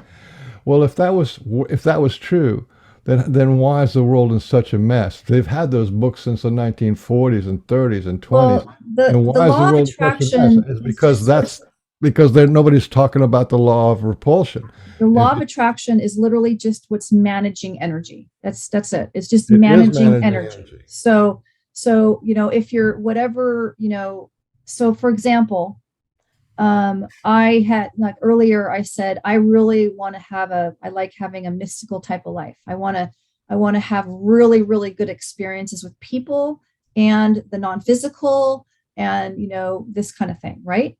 And so I'm keeping we are each our own point of attraction on this planet. Each of us is our own point of attraction. So we're like a beacon and we're attracting, things to us.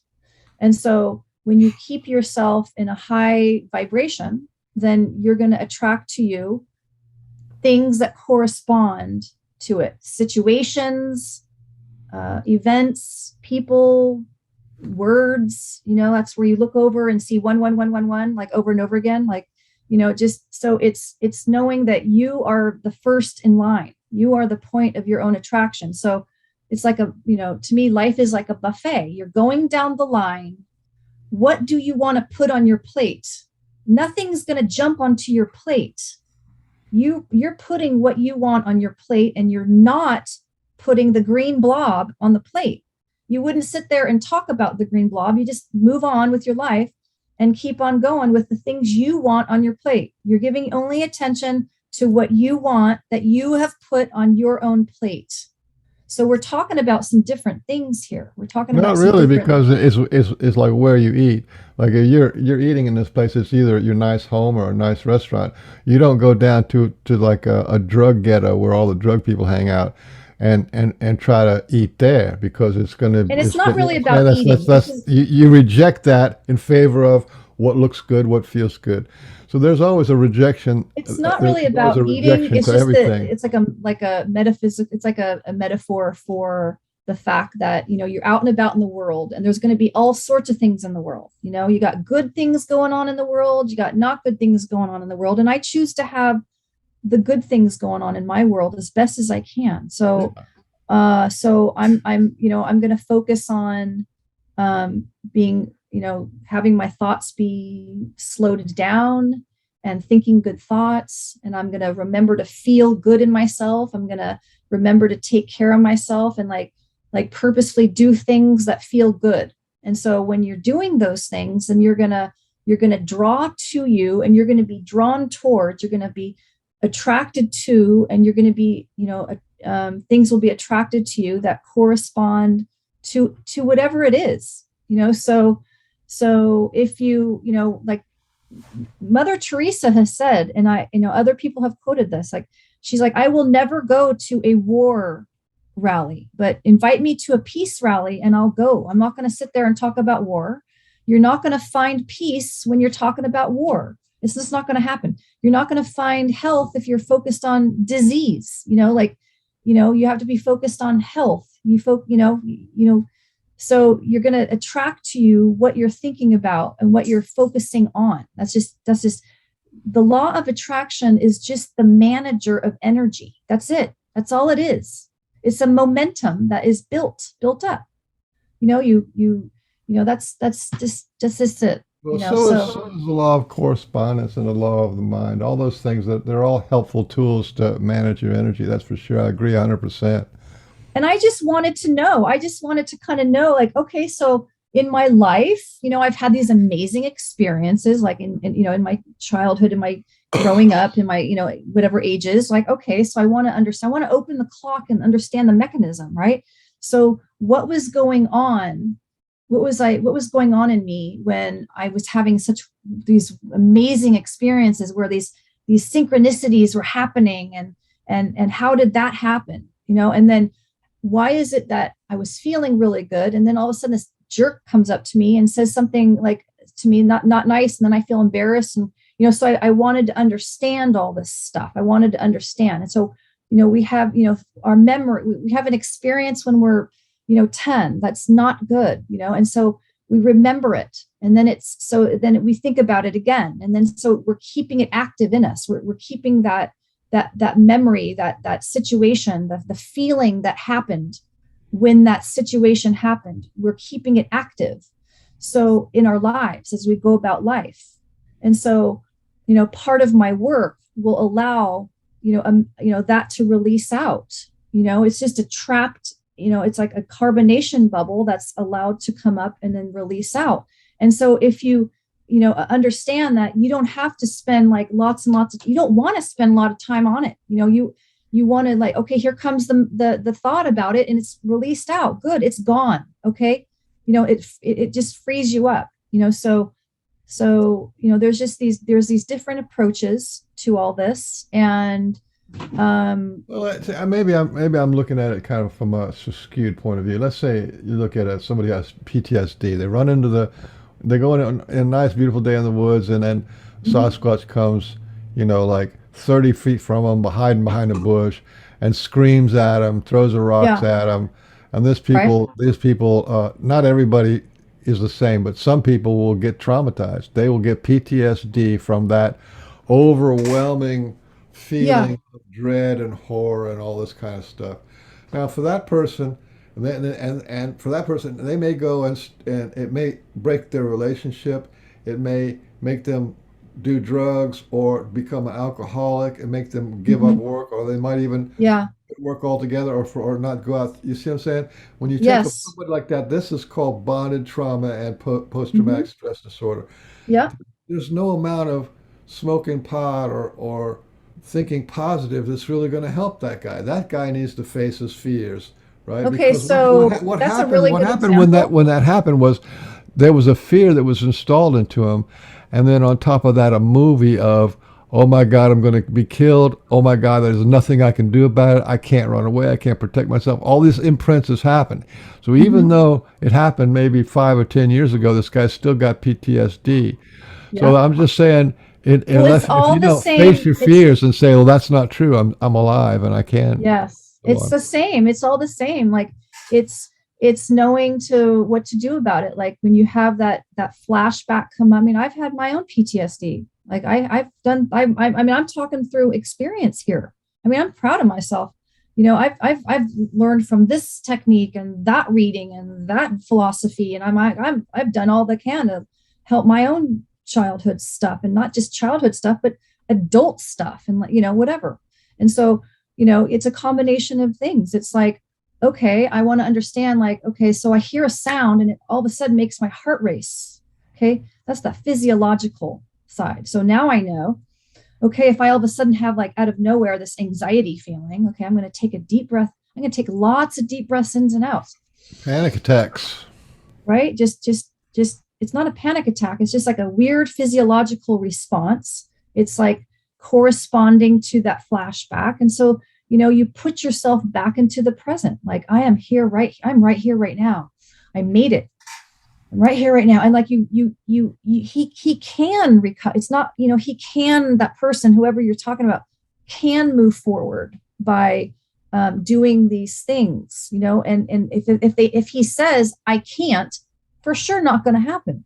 But if he's wanting, it's like, that's the start, the desire, that's the seed that starts the wanting to. I want to feel better. I want to have where I, that I feel safe, that I feel peaceful. That's what you want to be thinking. You don't want to be thinking, I have PTSD. I have PTSD. You're just continuing to keep that in your present.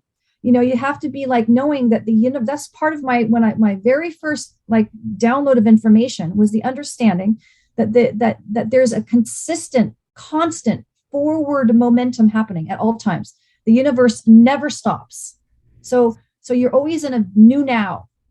I'm in a new now, and in this right here, right now, I'm sitting here peacefully among my family or next to my boyfriend, or my animals are here. Like, this is where I'm at right here, right now. And the more you do that, and then if you have a trigger, and then you're able to talk yourself through it and breathe through it and allow yourself to recover and be in the present and allow yourself to recover and just continue it's a practice. It's like you play a sport and you aim the ball and you just do it over and over and over and over again. And like, Like I can tell you in my own life, I see how me doing this stuff, applying these different things, that it will do something. You know, it's a combination of things that resonate with your own self. You know, I mean, if you know, if you know, you always have to be like,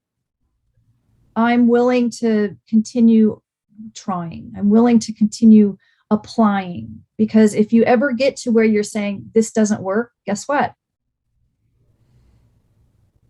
What happens if you say this doesn't work? Or no matter what I do, it doesn't work out. So why should I even try? Oh my gosh, you're shutting yourself right down. That's sad. And so And that happens a lot. You know, I'm so glad that we get a chance to talk about healing, because the world needs healers, and you've got a really good handle on your healing modality and the understandings of how people get wounded and how they get healed. And I think that is a big, huge part of what the Sasquatch are actually doing. They're trying to get us out into nature, wake us up, and give us good vibration. And for some people, they test them. They test them with some scary stuff, right? And you know what? Exactly. And I think sometimes people, they think because they've, you know, maybe from, you know, different things, that if they hear something, that it means something negative, or if they, you know, and so it doesn't necessarily mean that. May not. Yeah. You know, just like if it, you know, same thing with a spirit in the house, or, you know, something like that, or, you know, you know, just because you see something that's black does not mean necessarily a demon. You know, it's just that it can't manifest color. So what? You know, I mean, or you in your abilities, your own abilities, are only seeing a silhouette. That does not mean necessarily that it's how does it feel? You know, like what's the feeling? And then also you have to are you just startled? Did it startle you? That's a normal feeling, but that doesn't mean it's negative, right? Or maybe they're making that such loud sound, you know, when people talk about this super, like it's so loud, it vibrates their whole body. Well, maybe the Sasquatch is doing that to help them do, you know, some sort of, you know, harmonizing their chakras. You know, I just wanted to say that the Sasquatch on this topic you guys are discussing, the thing they taught me with an analogy is like the universe is like a big spider's web. Okay. Oh yeah. Okay. Yeah. The universe is like a big spider's web, and every thought and action that we have as an individual affects everything. It affects us, and affects everything in that spider's web, in that collective. So it really is. Because we create our own reality. We create our reality with our thoughts and our actions. Exactly. So, Yeah. So if you're having a bad experience, or I don't really even think it matters where you are. If you change your thoughts and your actions, that will change your reality. That's direct from the words of the Sasquatch. So I think that. Yes. I love it.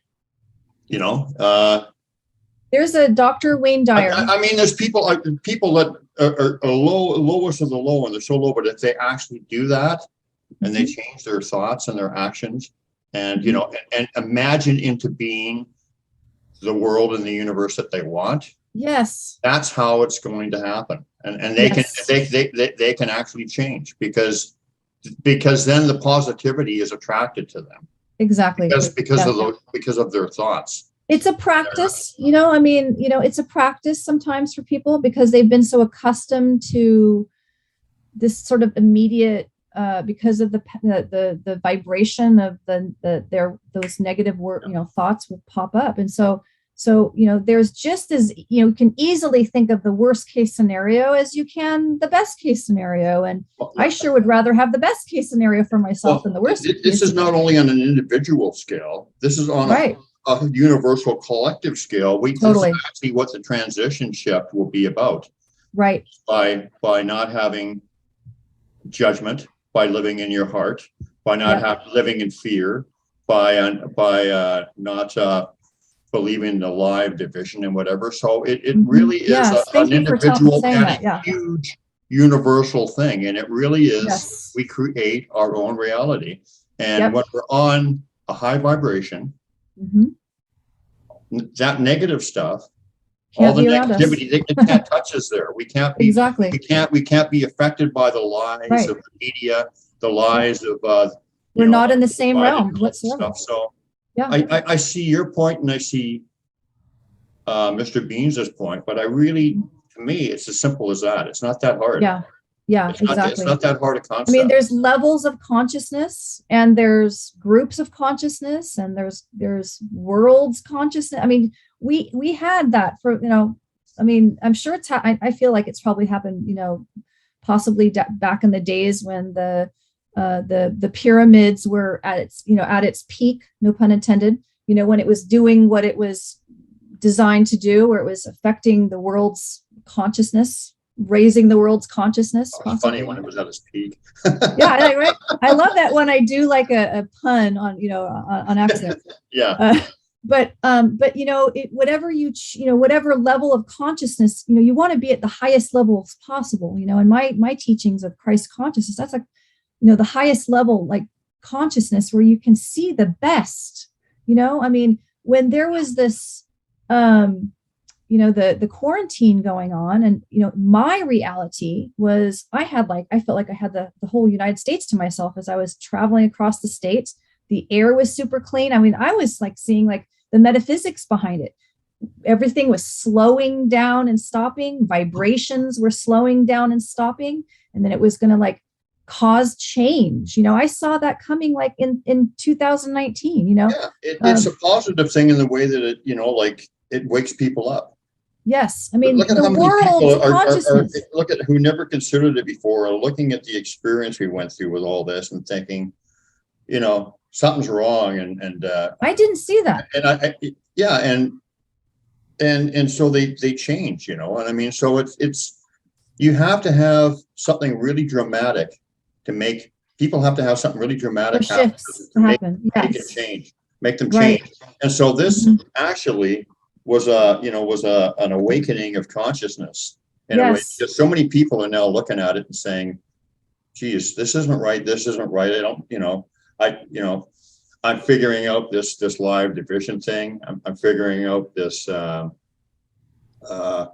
fear thing, being controlled by it. They're starting to figure it out because it's so blatantly obvious that it's actually, in a sense, and not saying anything about the people who were lost and people who died or whatever, because that's never totally different. That's never good. But I'm talking about for a universal collective consciousness. Yeah, it actually was good in that sense because it was so outrageous. And there was some momentums going that were going in a really bad direction, and it allowed stuff to slow down and stop, and other things to get sped up. And the air was clean. There was no airplanes going through the air. I mean, the earth was getting a little bit of a rest. The animals were getting the rest. The circulation of the waters throughout the world, everything was getting its time to do its thing without interference.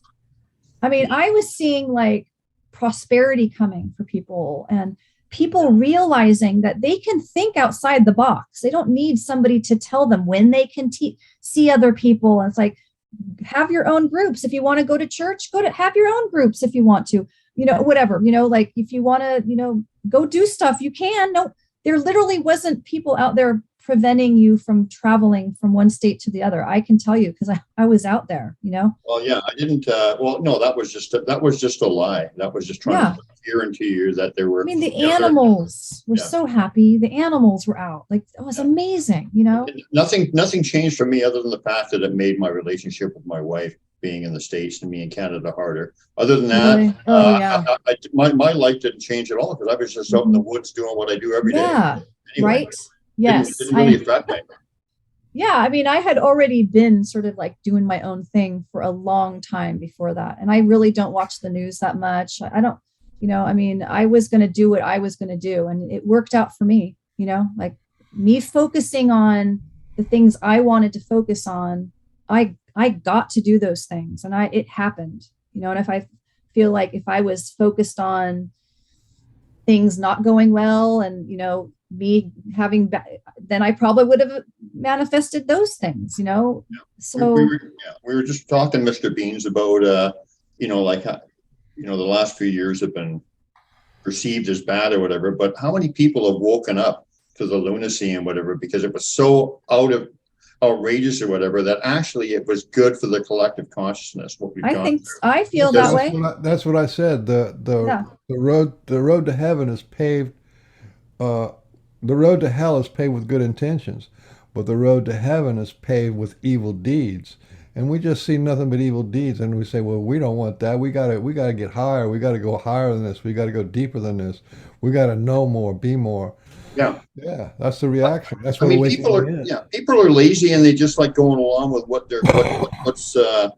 happening without what's on the media, consideration or thought into it. But when you have something so outrageous, it forces people to take note and to pay attention, and I really could see how where the different people I was talking to, some of the different people I was talking to, their experience was due to what they were thinking about that whole thing, and what they were talking about a lot, and what they felt about it. And then their world started to manifest around them what they were thinking about. That's just the law of attraction, I mean, for me, it's like the spider's web analogy. Like I said, every thought and action that you have affects you as an individual and the collective. Yes, there's thought forms floating around everywhere, and whatever your level of consciousness is what you're gonna, what are you being influenced by, and what are you influencing? That's just what's happening out there too. That's we're all energy beings. Thought is energy. Yeah. Creation was through energy. Yes. So, everything is energy. So we create our own reality, like the Sasquatch. Yes. So create a good reality. Yeah, exactly. And think about, it's okay to daydream and like think big. Might as well, swing for the fence, man. Well, I mean, how many times have we heard, the thing is that correspondence is as within, so without, as above, so as within, so without, as above, so below. And so what's going on inside of you affects what's going on outside of you. And a lot of people woke up to the subconscious idea that there's a lot going on inside of them that's not okay, and that's what they see out there. Whatever if you're thinking, you're just going to attract to you whatever you're thinking about, and so when it's good to know, okay, some good things came to me. I did that. Yeah. Okay, some bad things came. I did that too. It's only your responsibility, and it's I've taken these teachings way beyond the movie The Secret. I mean, I've spent years going deep in these understandings. So I've really wanted to understand this, for my own life, and then if I'm going to be able to do this work as best as I can, I want to be able to explain it to people, so that they can, and then it might be like, what, I think you should talk to Michael, because, who you are, I think would resonate with what he teaches. Or, have you heard of Dr. Wayne Dyer? He had a quote, was very similar to what you were saying, Brian, was, when you change the way you look at things, the things you look at change. Of course. And that's deep. Well, that's exactly what I said. Mm-hmm. And I'm not, I mean, that's exactly how it is. The other thing is, how many times have we heard and we've seen an example of people oh, geez, I wish I could do this, or I wish I could do that, or, I wish I could have a relationship. Well, that's not how it works. You have to already envision it like it's already happened. You already envision that relationship. You already envision that house. You're already in that job that you want. You create it. Yes. Because wishing just stays as wishing. You actually have to create that reality by thinking it's already happened. Right. And so the way that formula is, okay, so that's that, you know what you want. I want a better house, or I want a better job. Okay. So then what you want to do is you want to I have a better house and I have a better job. Okay, yeah. So okay, so then you want to think about, what are the feelings would I have when I'm in that? Okay. So let's say a relationship. Okay, what does a good relationship feel like? It feels warm, it feels like comfortable and peaceful. You want to feel those feelings first, since we are our own point of attraction. So do things that make you feel those things that you would feel when you have that thing. Does that make sense? Yep. So that's how you attract the thing to you, is you first feel in your own self the feeling of contentment, freedom. What does freedom feel like? Oh, like ease and like joy and like relaxation. And, so feel those feelings first. And at the same time, be envisioning your house, putting detail to it. What's in it? What does the kitchen look? Add detail to it and all that stuff. And then that's kind of like putting fuel on the fire of creation. Yeah. And then you have to believe that you can have it too. You have to believe. You have to believe that you do have it, not can have it. But I mean, like, yeah. You imagine, that's the part that is imagining that you already have it, is when you have the feeling, when there's the feeling. I understand. It's just, but it's just terminology. So let's swing back to the Sasquatch topic again. Yes. Love that felt that, and I agree with you, because I think that that's generally, with people who are connected to them, or people who they connect with and want to work with, they have had a lifelong relationship with them, and I think you realize that now, although you didn't realize it at the time. Yes. But what do you think that I mean, you've been taught by many different. You've been being taught since you were a kid. But what are the Sasquatch teaching you, and what do you think? What do they want you to do? I know that they really want you to. I know that. Okay, I would say that they want you to find out who you are, because it really, when you're in the Sasquatch subject, you actually find out who about yourself more than them. As far as specifics, but still, what are they teaching you? And what have you learned from them, and how is it progressing? So it's been progressing where the vocals and then the rocks start, the rocks throwings, and then I teleported, so I think it's possible that they're yes, I want to tell you about this. Oh my God. So okay, then stay on the topic, and then let's get into the teleporting. So okay, so I mean, obviously I was shown that they're interdimensional. I mean, I'm being shown that they're beyond. I mean, I guess I'm getting to see that they are, to me it's like this, they're like this, magical, mystical beings that are special, and that you're getting to have these wonderful connections to them. And then, for me, you asked, what is it for me? Feeling included. Okay. Feeling included, feeling, being welcomed in, being included, being invited. They are initiating, they've been initiating, that feels good, to know that you're that you're welcomed and included, and not just from the Sasquatch, but also the natives, the spirits, I think it's both. I think I've been interacted with the Sasquatch beings and the ancient spirits of the land. I think it's when you say being included. Now, this is maybe just for me talking personally, but I'm sure you might agree with this. But when you say included, they teach, and the feeling they give me, and I'm probably thinking you're going to agree, is that included into everything. They show us that we're part of the collective kind of thing. It's a big, we're all one kind of teaching. Do you feel that? I have already felt that other things but I know what you're talking about. Okay, yeah. I already knew that. I already knew from my other studies of knowing, because I have felt so, I feel connected to people. I'm very empathic, and I'm very, a level of compassion where I can, I care about people deeply, and even if the person doesn't like me, I still like them, or, I want to like them. You know what I'm saying? Well, when you're in that high vibration, like I was when I had this thing called the love zap, you don't have any judgment over your perceived enemies or your best friend. Everything feels, it just is all one. So there is none of that judgment, which takes us automatically to a lower vibration. Right. There's none of that division. There's none of that separation. So you would feel like that. I have felt that since ever.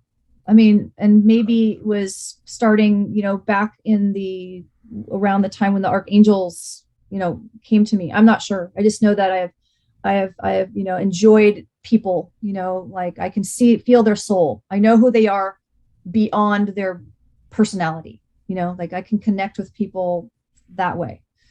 For me, it's because my life, is, I love having fun interactions with one or two people or groups of people. I mean, I love having where we're all, happy together. We're getting along. It's a, really good experiences, whether that's on a team thing or just whatever, an organization where everyone's, involved in the same, good feelings, good vibrations, whatever.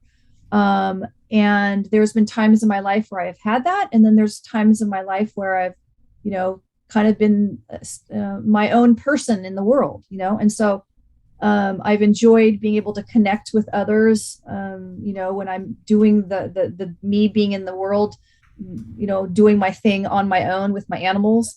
And so, the knowing that, taking it even further than that we're all connected, but like getting to connect with beings from, another, outside of time and space, the Sasquatch people, plants, with beings from not here on this earth, like feeling like that, and I guess, part of my human side, it's nice when others initiate communication. It's nice. It feels good to me.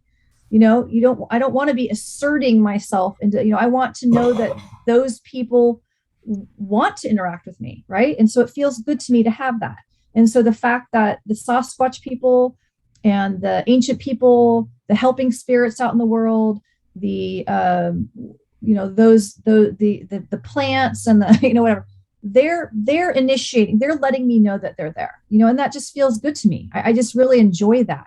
I get to know that the knowing that we're all connected, whatever you call it, like theoretically or whatever, but to actually have it play out, in front of you or whatever, it's awesome. Yeah. And I'd like to get stronger too with the Sasquatch. Let me ask you one thing that my wife and I figured out, we've known for a long time, is like, there are some people who have connection to Sasquatch and whatever that, and I never mention names because that's a low vibrational judgment thing, but there's some people who have got connections and amazing experiences that may not necessarily be perceived as the best people, from my opinion. Oh, yes. Oh my God. But you know what? I know. I've wondered about. But there's a reason for that. It's because, and they mirror us. They mirror who we are and support who we are. And the reason for that is because we're all on individual soul lessons.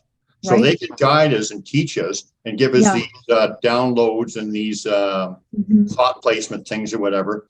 But they have to give us the free will to go through our personal journeys, and that whether that be bad decisions perceived or good decisions perceived, because we're in soul school.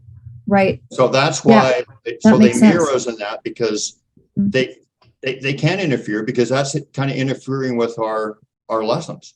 And you know what too is is Do the you fact understand that too, Beans? Does that make sense? I do. Yes, I totally do. And thank you, because that was me wanting to know, to talk about that with someone. No, but let me just wrap this up. Sorry, because I was thinking, why the hell are they associated with this guy? Like he's not a good person, or she's not a good person.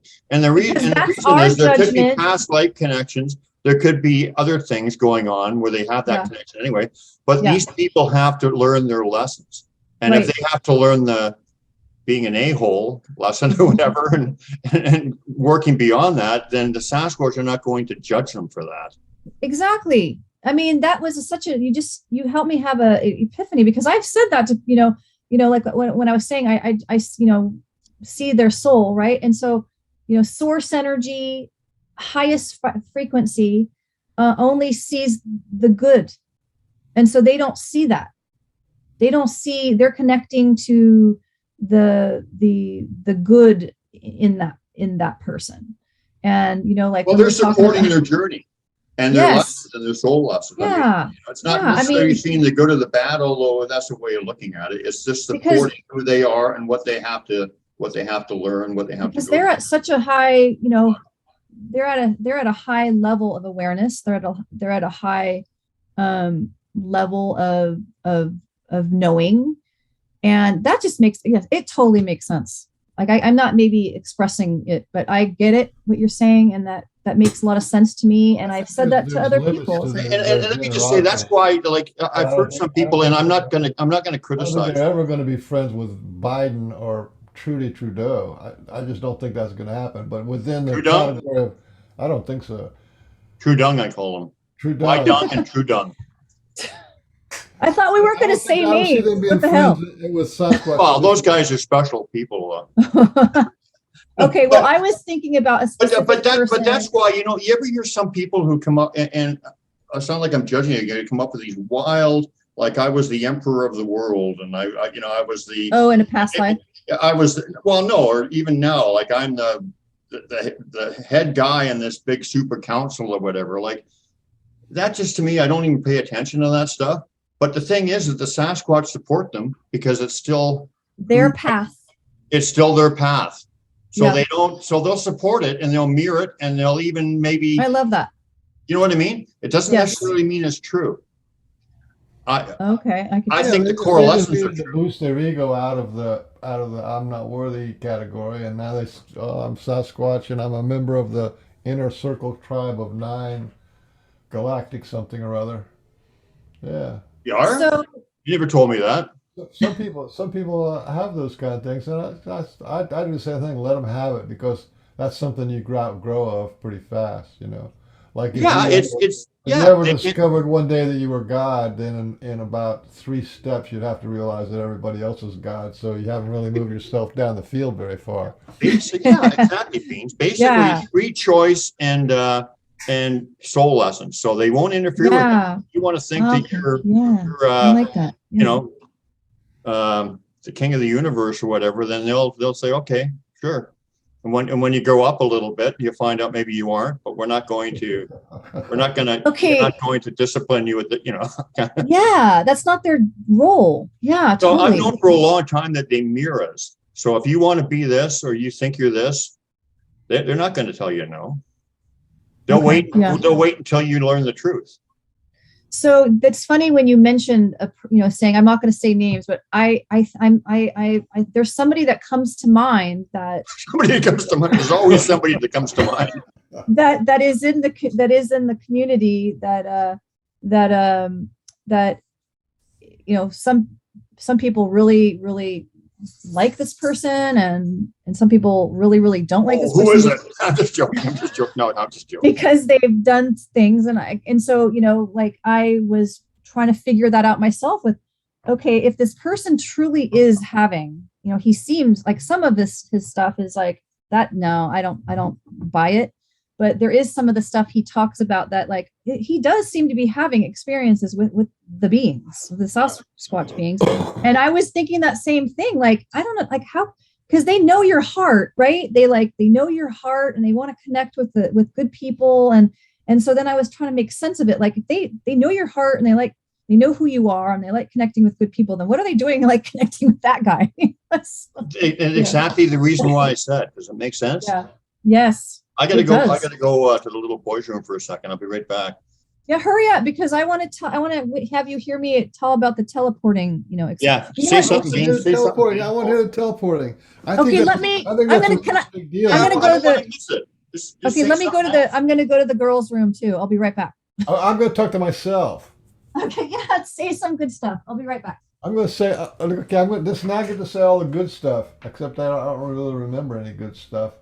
But I like the idea of teleportation because there's a couple of people I've heard about recently that have looked at the science of teleportation, and there's or going into portals, and I think that's if that's on our radar, if that's what's coming up for everybody, then we need to know. We need to look into it.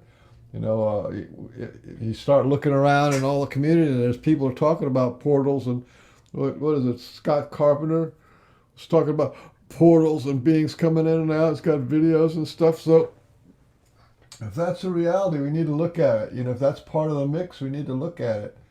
I think it's something on the agenda. I always wondered, like, how do they get these what do you call it? Those pterodactyls spelled with a P. Pterodactyls. It's this big bird-like lizards, with the funny heads, and how, if those things are real, where are they? And I think that there's something like some kind of a portal deal or some kind of a projection or something, because there's been too many sightings. There's been literally hundreds and hundreds of sightings. They call them a thunderbird, or they call them other things, and these just massive things like an eagle with a 15-foot wingspan and stuff like that. Where's that stuff coming? If it's coming from portals, or it's coming from somewhere, So I'm really glad we get a chance to talk about that. I'm almost finished. I ran out of things to say. What were you talking to yourself about? Portals. Oh, cool. Who's this again? What was his name again? Who? The bird. This is Manny. I wanted her to come. She took a shower today, so she's still wet. But she's included in my teleporting experience. So I thought she could come be a part of this right now. The dogs like her? Oh yeah, she loves animals. They love her. Yeah, I do a lot of animal house sitting. That's what I'm doing right now. Like 30 or 40 years old, something like that. They can go to 100 or over. No kidding. Yeah. Yep. So it's really comforting, when you can get really close to your pet bird. I love my animals so much, and yet the worst thing about dogs and whatever is they only live like 12, 13, 15 years or whatever. And it's just terrible every time.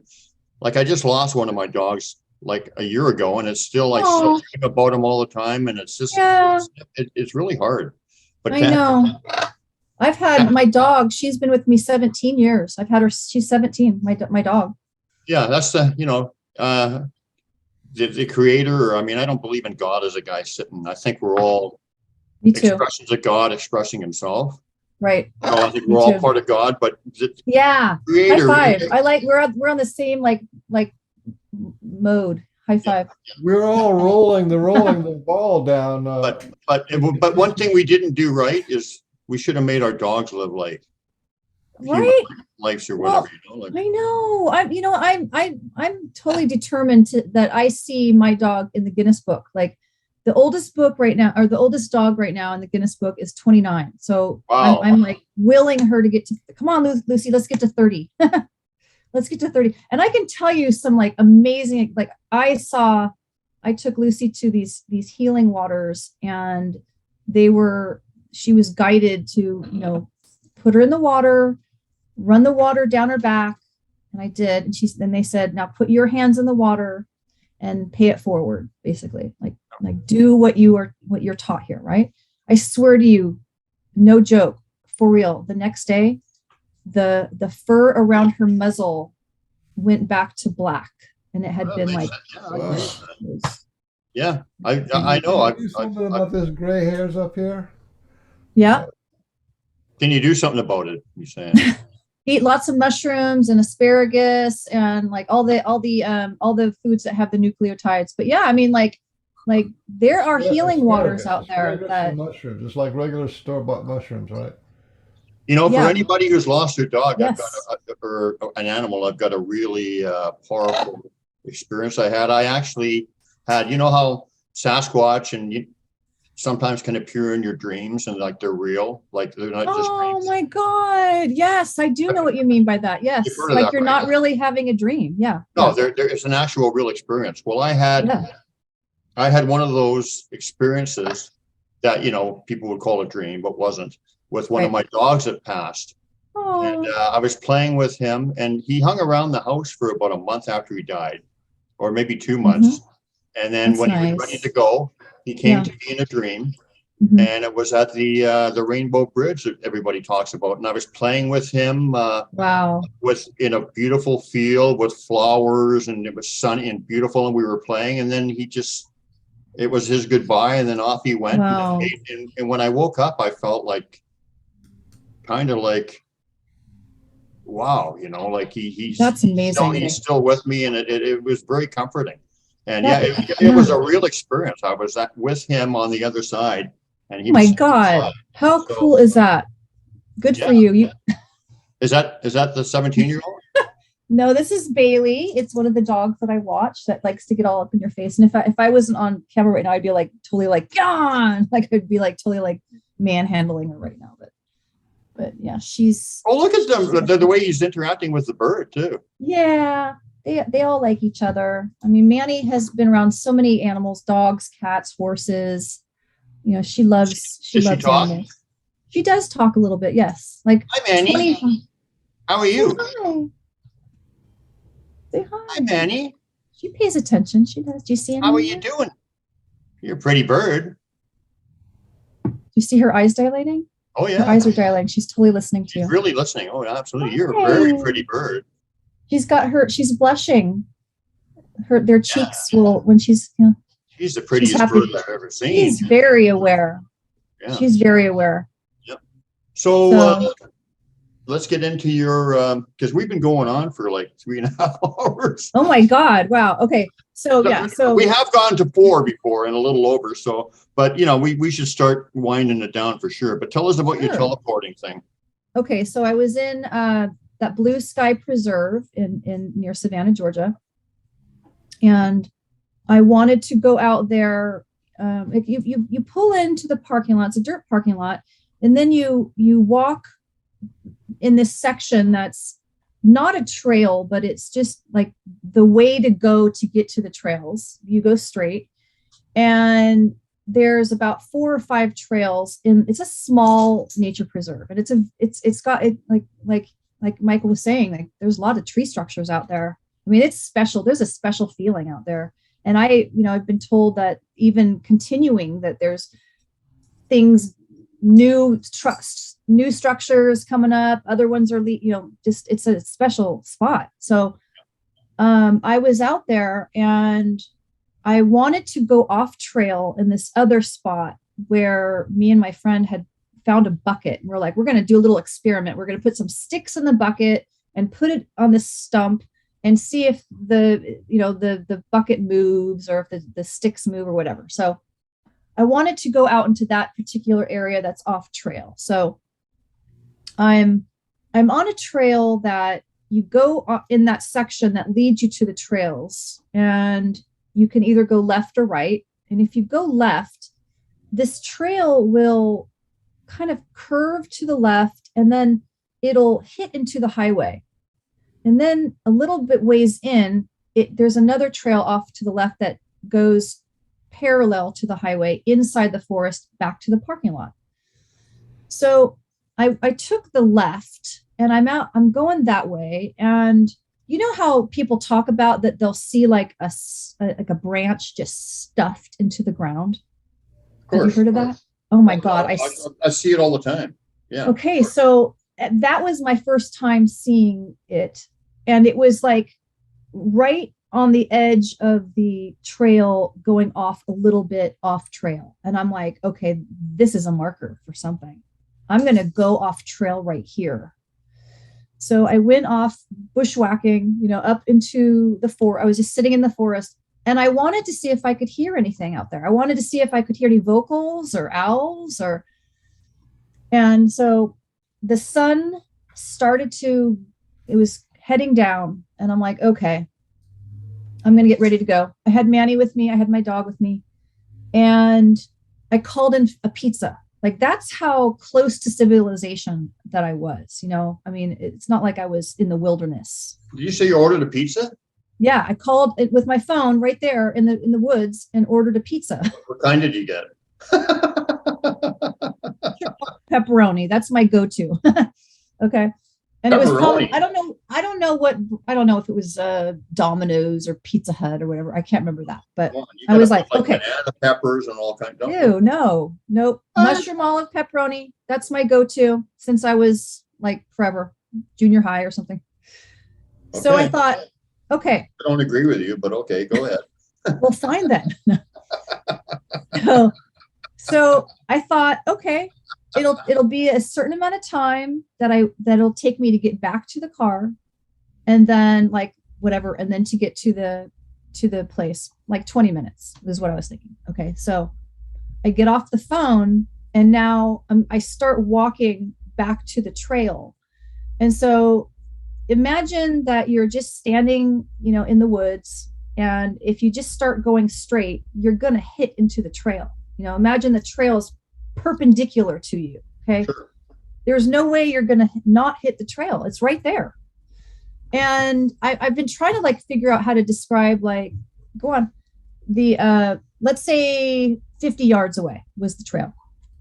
And as I start walking back through the forest, the sun is going down. Go on. And I'm feeling like, okay, I'm a little bit to the left of how I went off of the trail, where that stick stuffed into the ground. I was a little bit to the left of it. And there were some like pine boughs hanging down. And so I decided to go under the pine boughs. There was like some thick pine needles down on the ground there. And by this time it's pretty dark. And I'm in a section that I didn't usually come in and out of. So I wasn't quite recognizing the exact landscape. So I go down under the next set of pine boughs, and all I should have to do is go down a slight embankment, and then there's the trail. Okay. But one thing I want to tell you, when we're talking about all this, the telepathy and the being taught things. So one of the things was, before I went out there that day, all of a sudden, it was like I was told to wear my rain boots.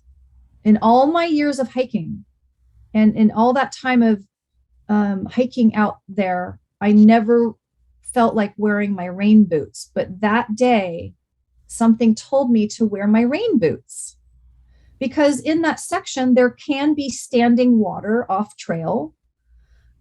Depending on the season and like, did it rain earlier or whatever. So I wore my rain boots, and so I come down and I should be at the trail. There is no trail. And it was weird. It was confusing. I'm like, this doesn't make any sense. I wasn't recognizing any of the landscape. There was standing water on the ground. There was a really big, like, I don't know, 3 feet in diameter, really big, like long, like tall tree that had a fallen tree that was not there before. It was like, I was tripping out. Like, where am I? I don't understand. I'm lost. And I have been going out into the woods since I was a baby. I have a very good sense of direction. And it just didn't make sense. And I didn't have a flashlight with me. I had my cell phone. And when I tried to turn on the light of the cell phone, it wasn't helping me. It was just blinding me, kind of. It was taking away my night vision. It was not helping. So I turned it back off. My animals were with me, and Lucy is just sort of following along with us. She's off leash. And so I look out and I can see the headlights of, from the highway way up, way through the woods to where the highway was. And I'm like, okay, I'm just going to go straight and go veer left a little bit. Maybe I'll hit into the parking lot, or I'll get to the highway and then I'll just go back to the car. I'm like, this is trippy. I don't understand. I even called my friend. I'm like, I yelled out help. I mean, like it was weird. I'm like, I don't know where I am right now. This is so weird. So, okay, knock it off. Go on, lay down. Pause. Okay. All right, hold on. I'm gonna make the dog go out. Go on. Okay. Because I really want you to get this. This is like the weirdest. I'm gonna say it's the weirdest experience of my life. So I'm just until you came on our show. True. I'm gonna put this at the top. Yeah. This is good. The teleporting is now second. This is first. Well, thank you. We're very honored. Go ahead. Okay. So I'm cross-countrying it through the trees, through these tall pines, just heading in the dark towards the light of the headlights going back and forth on the highway. And so I was telling you earlier how that trail that I was on, it curves around and then hits into the highway. Okay. So I was thinking that I was between that trail and the parking lot. That was where I was imagining, because that was where I went in. That's where I went off trail when the sun was going down. That's the kind of the area of the forest. Like if okay. So it took me about, 10 minutes or so to cross country it and to get to the highway. So I get out to the highway and I start going left. And then I came upon the trail that hits into the highway, which means I was far right. Somehow, in an instant, somewhere, when I was walking back to the trail, we went to a completely different section of the forest, like off of the preserve, like about a fourth of a mile away. Yeah, I was going to say that whole park isn't but about maybe a half a mile to a mile wide and 2 or 3 miles deep. Yeah. And so it's not really huge, Yeah. So where I was like just in a forest somewhere that wasn't connected to these trail systems. I was not, it was trippy, like and how long did it take you to travel that distance? You could not have walked it by getting lost. Obviously it didn't sound like it. You're only 50 yards away from where you. Yeah. I mean, it could even be closer. It could have been like 30 yards away from the trail. I mean, like I literally just went straight.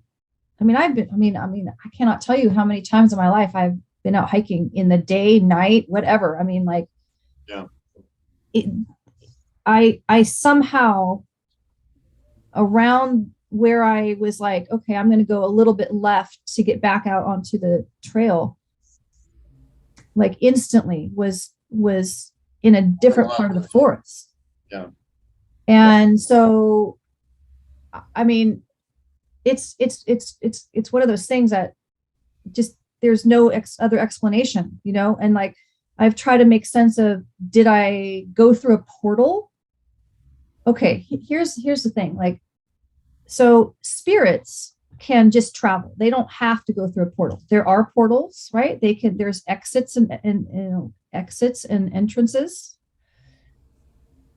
I mean, I think that the Sasquatch people, they can probably do both. They could maybe go through a portal and then they could just maybe decide like, I'm just going to go interdimensional, or I'm going to just go from here to there. Sure. So it's they can possible. Visualize where they want to be and they're there. Yeah. I mean, they've actually materialized right in my room just with a thought. Oh, how cool. Yeah. So if they can do that. But anyway, I'm thinking, did you happen to check your watch or anything? Because was there time loss involved with that? episode? Well, that's why I mentioned about calling in the pizza, because when I got back to the car and then went to get my pizza, it wasn't like they said anything like, wow, where have you been? Or whatever. It was still like, it was in time, right? It was like an instant, just bam, I'm in a different part of the forest. And my animals went too, which, so, trying to wrap the mind around it, was there like, Oh yeah, and I'll add also that this park, the trails are there for a reason, because you go off trail and you're ankle deep in tree boggy. it's not easy walking. I wouldn't want to walk except for little excursions off the trail. I wouldn't want to walk. It's just too hard actually.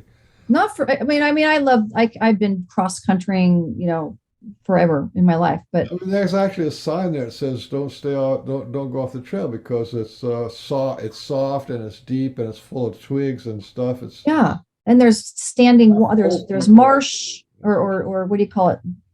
Swamp areas. And yeah. So when I went in there, it was completely dry. There was no standing water anywhere, but something told me to wear my rain boots. And let me tell you, on the way out, I did go through water, and I'm glad I wore my rain boots, which is trippy, right? So when I was talking to Wendy, hold on, consciously you went through the water, or you discovered that you did after you found out you were in a whole different area? You remember going through the water?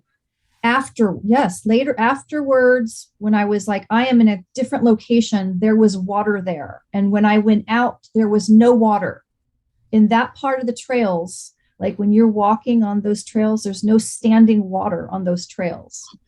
And so, yeah, I mean, usually the way that those trails are is you have to go, the standing water is off trail, and it's like closer to where there's a river like a ways away. If you can go straight, you're going to hit the Ogeechee River. So there are areas of standing water or like seasonal, like creek or whatever, depending on if it just rained or whatever. But where I went in there, it was dry. And in a second, there was water, like, I don't know, let's say 4-5 inches deep. And this big tree that was not there when I went in, a tree that didn't even make sense for that part of the forest. There's another park, and I was thinking about this while you're talking about. There's another park. When you're when you go out to the Skyview, right? Yeah. You got to go down. I forget what it is. Oh, I know where you're talking about. I've been there. There's another park, right? You have to go. It's on the Savannah side of 95, right? So the turnpike is on the Savannah side. Then you go towards that river, and that whole park there is marshland. Yeah. And it's like it's pretty out there. Really pretty, actually. Yeah. Yeah, I love that place. There's giant trees that are, I went back in there, so maybe you took a little zip around that way. But who knows? Well, there is marshland, and it's like if you don't stay on the road. I went about a half mile. It just in an instant, I was like, you're standing in the forest facing the road. The road is perpendicular, the highway.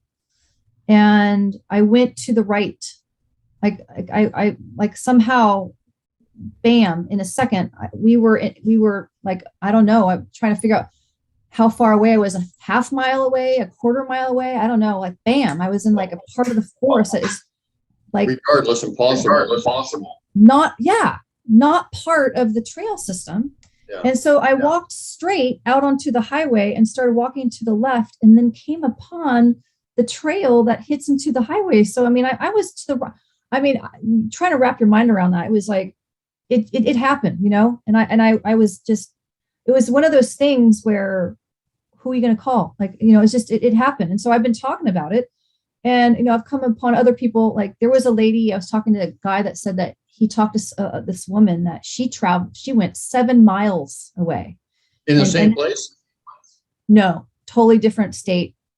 She was out hiking, and all of a sudden she was like, I don't know where I am. And then she went up to a horse farm, and she found out she went 7 miles.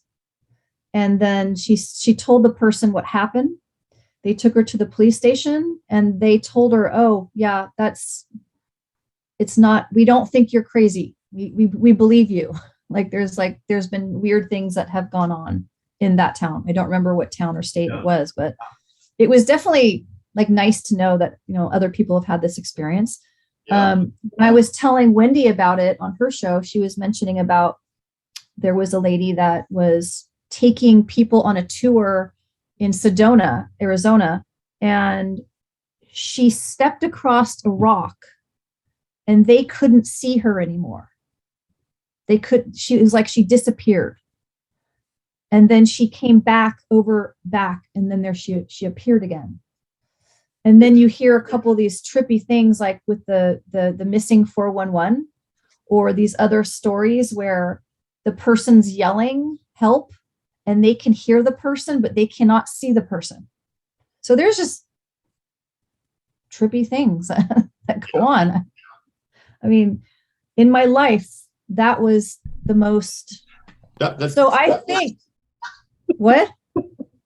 I said I met a guy in Georgia, up in Clayton, Georgia, sort of the northeast. Oh, Clayton, I know Clayton. Yeah. Yeah, there was a convention. There was like a Sasquatch thing there, and I met this guy, and he was saying that he actually walked into a portal, and he had a team. It was like 5 or 6 guys, and so he's like a little bit ahead of them, and he just all of a sudden disappeared right in front of them. Okay. Wow. And then they're all like, "Where did he go? Where did he go?"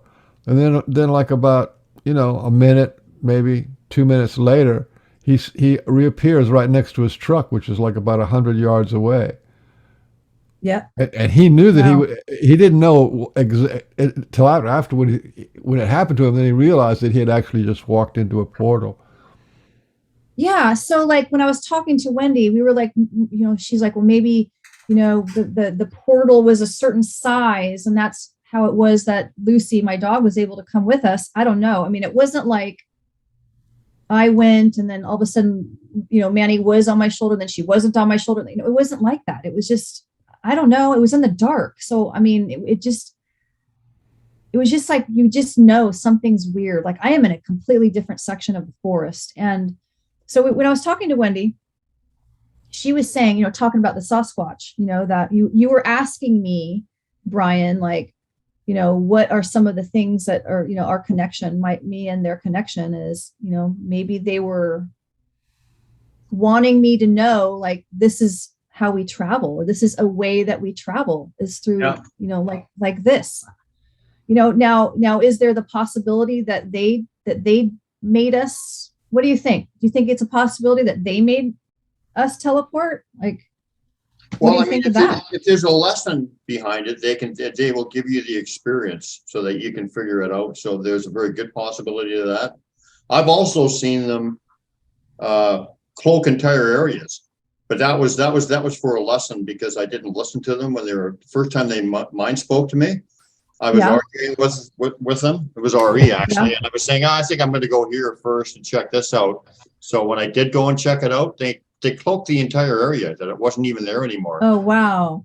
And then, of course, when I went to the place that I thought I made the deal with them, like I'll go there later, then nothing actually happened. So it was like, it was quite a lot. So was it because they didn't want you to go there? They didn't want you to see that area? Is that why they cloaked it, or no, it's because I didn't listen to them. They said, go to the green tank, which is another place. And this is the first time I heard mine speak like an actual conversation going back and forth. They said, well, you know, I really want to go check my gifting area out.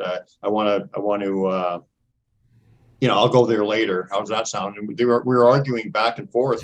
And then the voice suddenly stopped, and I guess it just gave up or whatever. And so I went to the area that I said I was going to go to, thinking we had a deal, and they cloaked the entire area. It was the size of a large room. Oh, wow. Yeah. So I was just like, neat. Okay, it was basically like, okay, you can go there, but you're not going to find it. That's pretty interesting. Okay, so when you hear them, do you hear it like, is it like a man talking, or what do you hear when you hear that? It depends on who the individual is. My main way to do it is with thought placement, or I'll get a download of information with a bunch of knowings and whatever. But sometimes when it's the classic I call it the classic mind speak. It'll be like, yeah, it's just like hearing, well, because it wasn't a man, it was RE. It sounded like a very deep, authoritative voice. Yeah, that's what I mean. Like, so you were hearing like a male deep voice. Like, just like go to the green tank in my head, like just. Yeah. I can Okay, so remember how earlier when I was saying I heard the word renegade?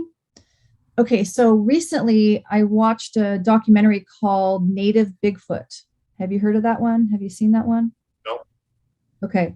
Well, it's pretty good. And there's a woman describing some of her experiences and some of a native woman, like talking about some of the teachings that they have been passed down about the Sasquatch, that kind of thing. And when she's describing all this, she said, I'm a renegade. And I was like, and there was something about that I'm like, oh my God, here's that same word again, renegade. And when I've described this myself, when I say, I feel like they were telling me that I'm a renegade because I feel like I'm a rebel, and she was describing herself like I'm like a renegade.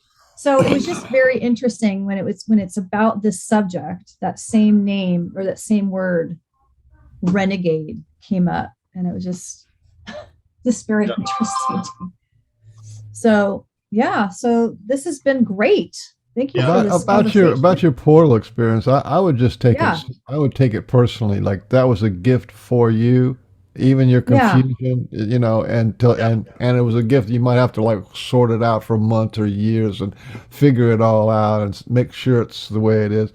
Yeah, no, I mean, it was a gift. Makes sense to me. Yeah, and it's something for you to tell a story about. They do that a lot. And like with me, I have a lot of stories, but I've never seen them. I've just interacted with them on an energetic level. And they can work with you on an energetic level because you have the ability to feel them on an energetic level. Yeah, and, those are the kind of experiences you give. Yeah, I think that's definitely true. That I like having experiences. I don't want to just I like having my own experiences, and I've gotten to have some pretty neat experiences, and I'm looking forward to having more experiences and connecting or developing the relationships, and I plan on doing that. We'll see where it goes. I think I heard some wood knocks. What day is it today? Today is Sunday. Today's Sunday. So Friday, I was out at this area called the Cahaba River Trails, and somebody was recently had me listen to an audio of wood knocks. And I was like, oh, okay, that's what, because I've tried to understand, like, what does a wood knock sound like? And so I was walking and I was hearing that, like this sound coming from up the hill on the other side of the river. And I'm like, that's not like a woodpecker. Woodpeckers, it was totally unique to, anything I've heard before. But then I'm like, also like, it's possible. I'll just say that it was possible that I was hearing some wood knocks. And when you were talking about the drum, I'll finish up on this. I wanted to remember to talk about this. About 4 months ago, when I was walking along this river, I had another rock throwing experience where they were being thrown, I feel, from across the river, way high in the air to lob them way up through the trees. And then they were like banging through the trees, ricocheting through the trees and landing on the ground. I was like 3 times, 4 times. I was like, oh my God, stop throwing the rocks. I was like, I hear you. And then I'm like, and I realized I was hearing drumming at the same time that I was hearing the rocks being thrown, like coming from the river. Isn't that a trip? Have you heard of anything like that? I have not, but it's not. One time I've heard that they accompanied some drummers. So the drummers were in this drumming circle, and then there was drumming off in the woods. One time I've heard. Okay. I've actually been drumming with my native drum with my indigenous friend and myself. We've been in the woods drumming. We heard a Sasquatch joining us. Okay. I've actually got the video. All of a sudden, we just jerk our heads around, like, "Do you hear that?" He was drumming with us. Really? Yeah. Okay, so on the video, do you hear the drumming? I don't think so, because it was, you know, it was from quite a ways away, but we definitely heard it. Okay, thank you for I saying can't that. even, and I've got so many videos. I don't even know if I could find it again, but Yeah. I don't recall that you can actually hear the drumming, but we definitely heard it. You heard it, and okay, yeah, that's really cool. We've also had eagles and ravens fly in from miles away when we're drumming, and start circling right over top of our heads. Oh, how fun! Yeah, Yeah, this is like this is making me want to. I want to get a drum. I've been wanting to get my own a drum. Yeah. Here, let me see. Yeah. Well, thanks for showing up. I think we should like wrap this thing up. It's like, you know. Is he getting you the drum? Yeah, hang on a minute. He's going to show you the drum, but I think I want to go. Yeah, we should wrap it up for sure. I'm getting bed sore. I have bed sores on my butt. Yeah. Let me just see if I can. I'm gonna sign out. I'll let you guys do the what do you call it? The finale. Well, thanks for the discussion. I loved our talk, and I really want to support you in your healing work. We need every kind of healer we can get. Thank you. Yes. I can't figure out how to turn my screen off again. That's okay. Anyway, okay. But yeah, thank you for like that validation or verification. You know that oh my gosh, I realized as the rocks were banging through the trees, I'm like, I'm hearing like a hollow thudding sound. Like that's drumming. Oh my God. Okay. So thank you for all this. You know, it's been great.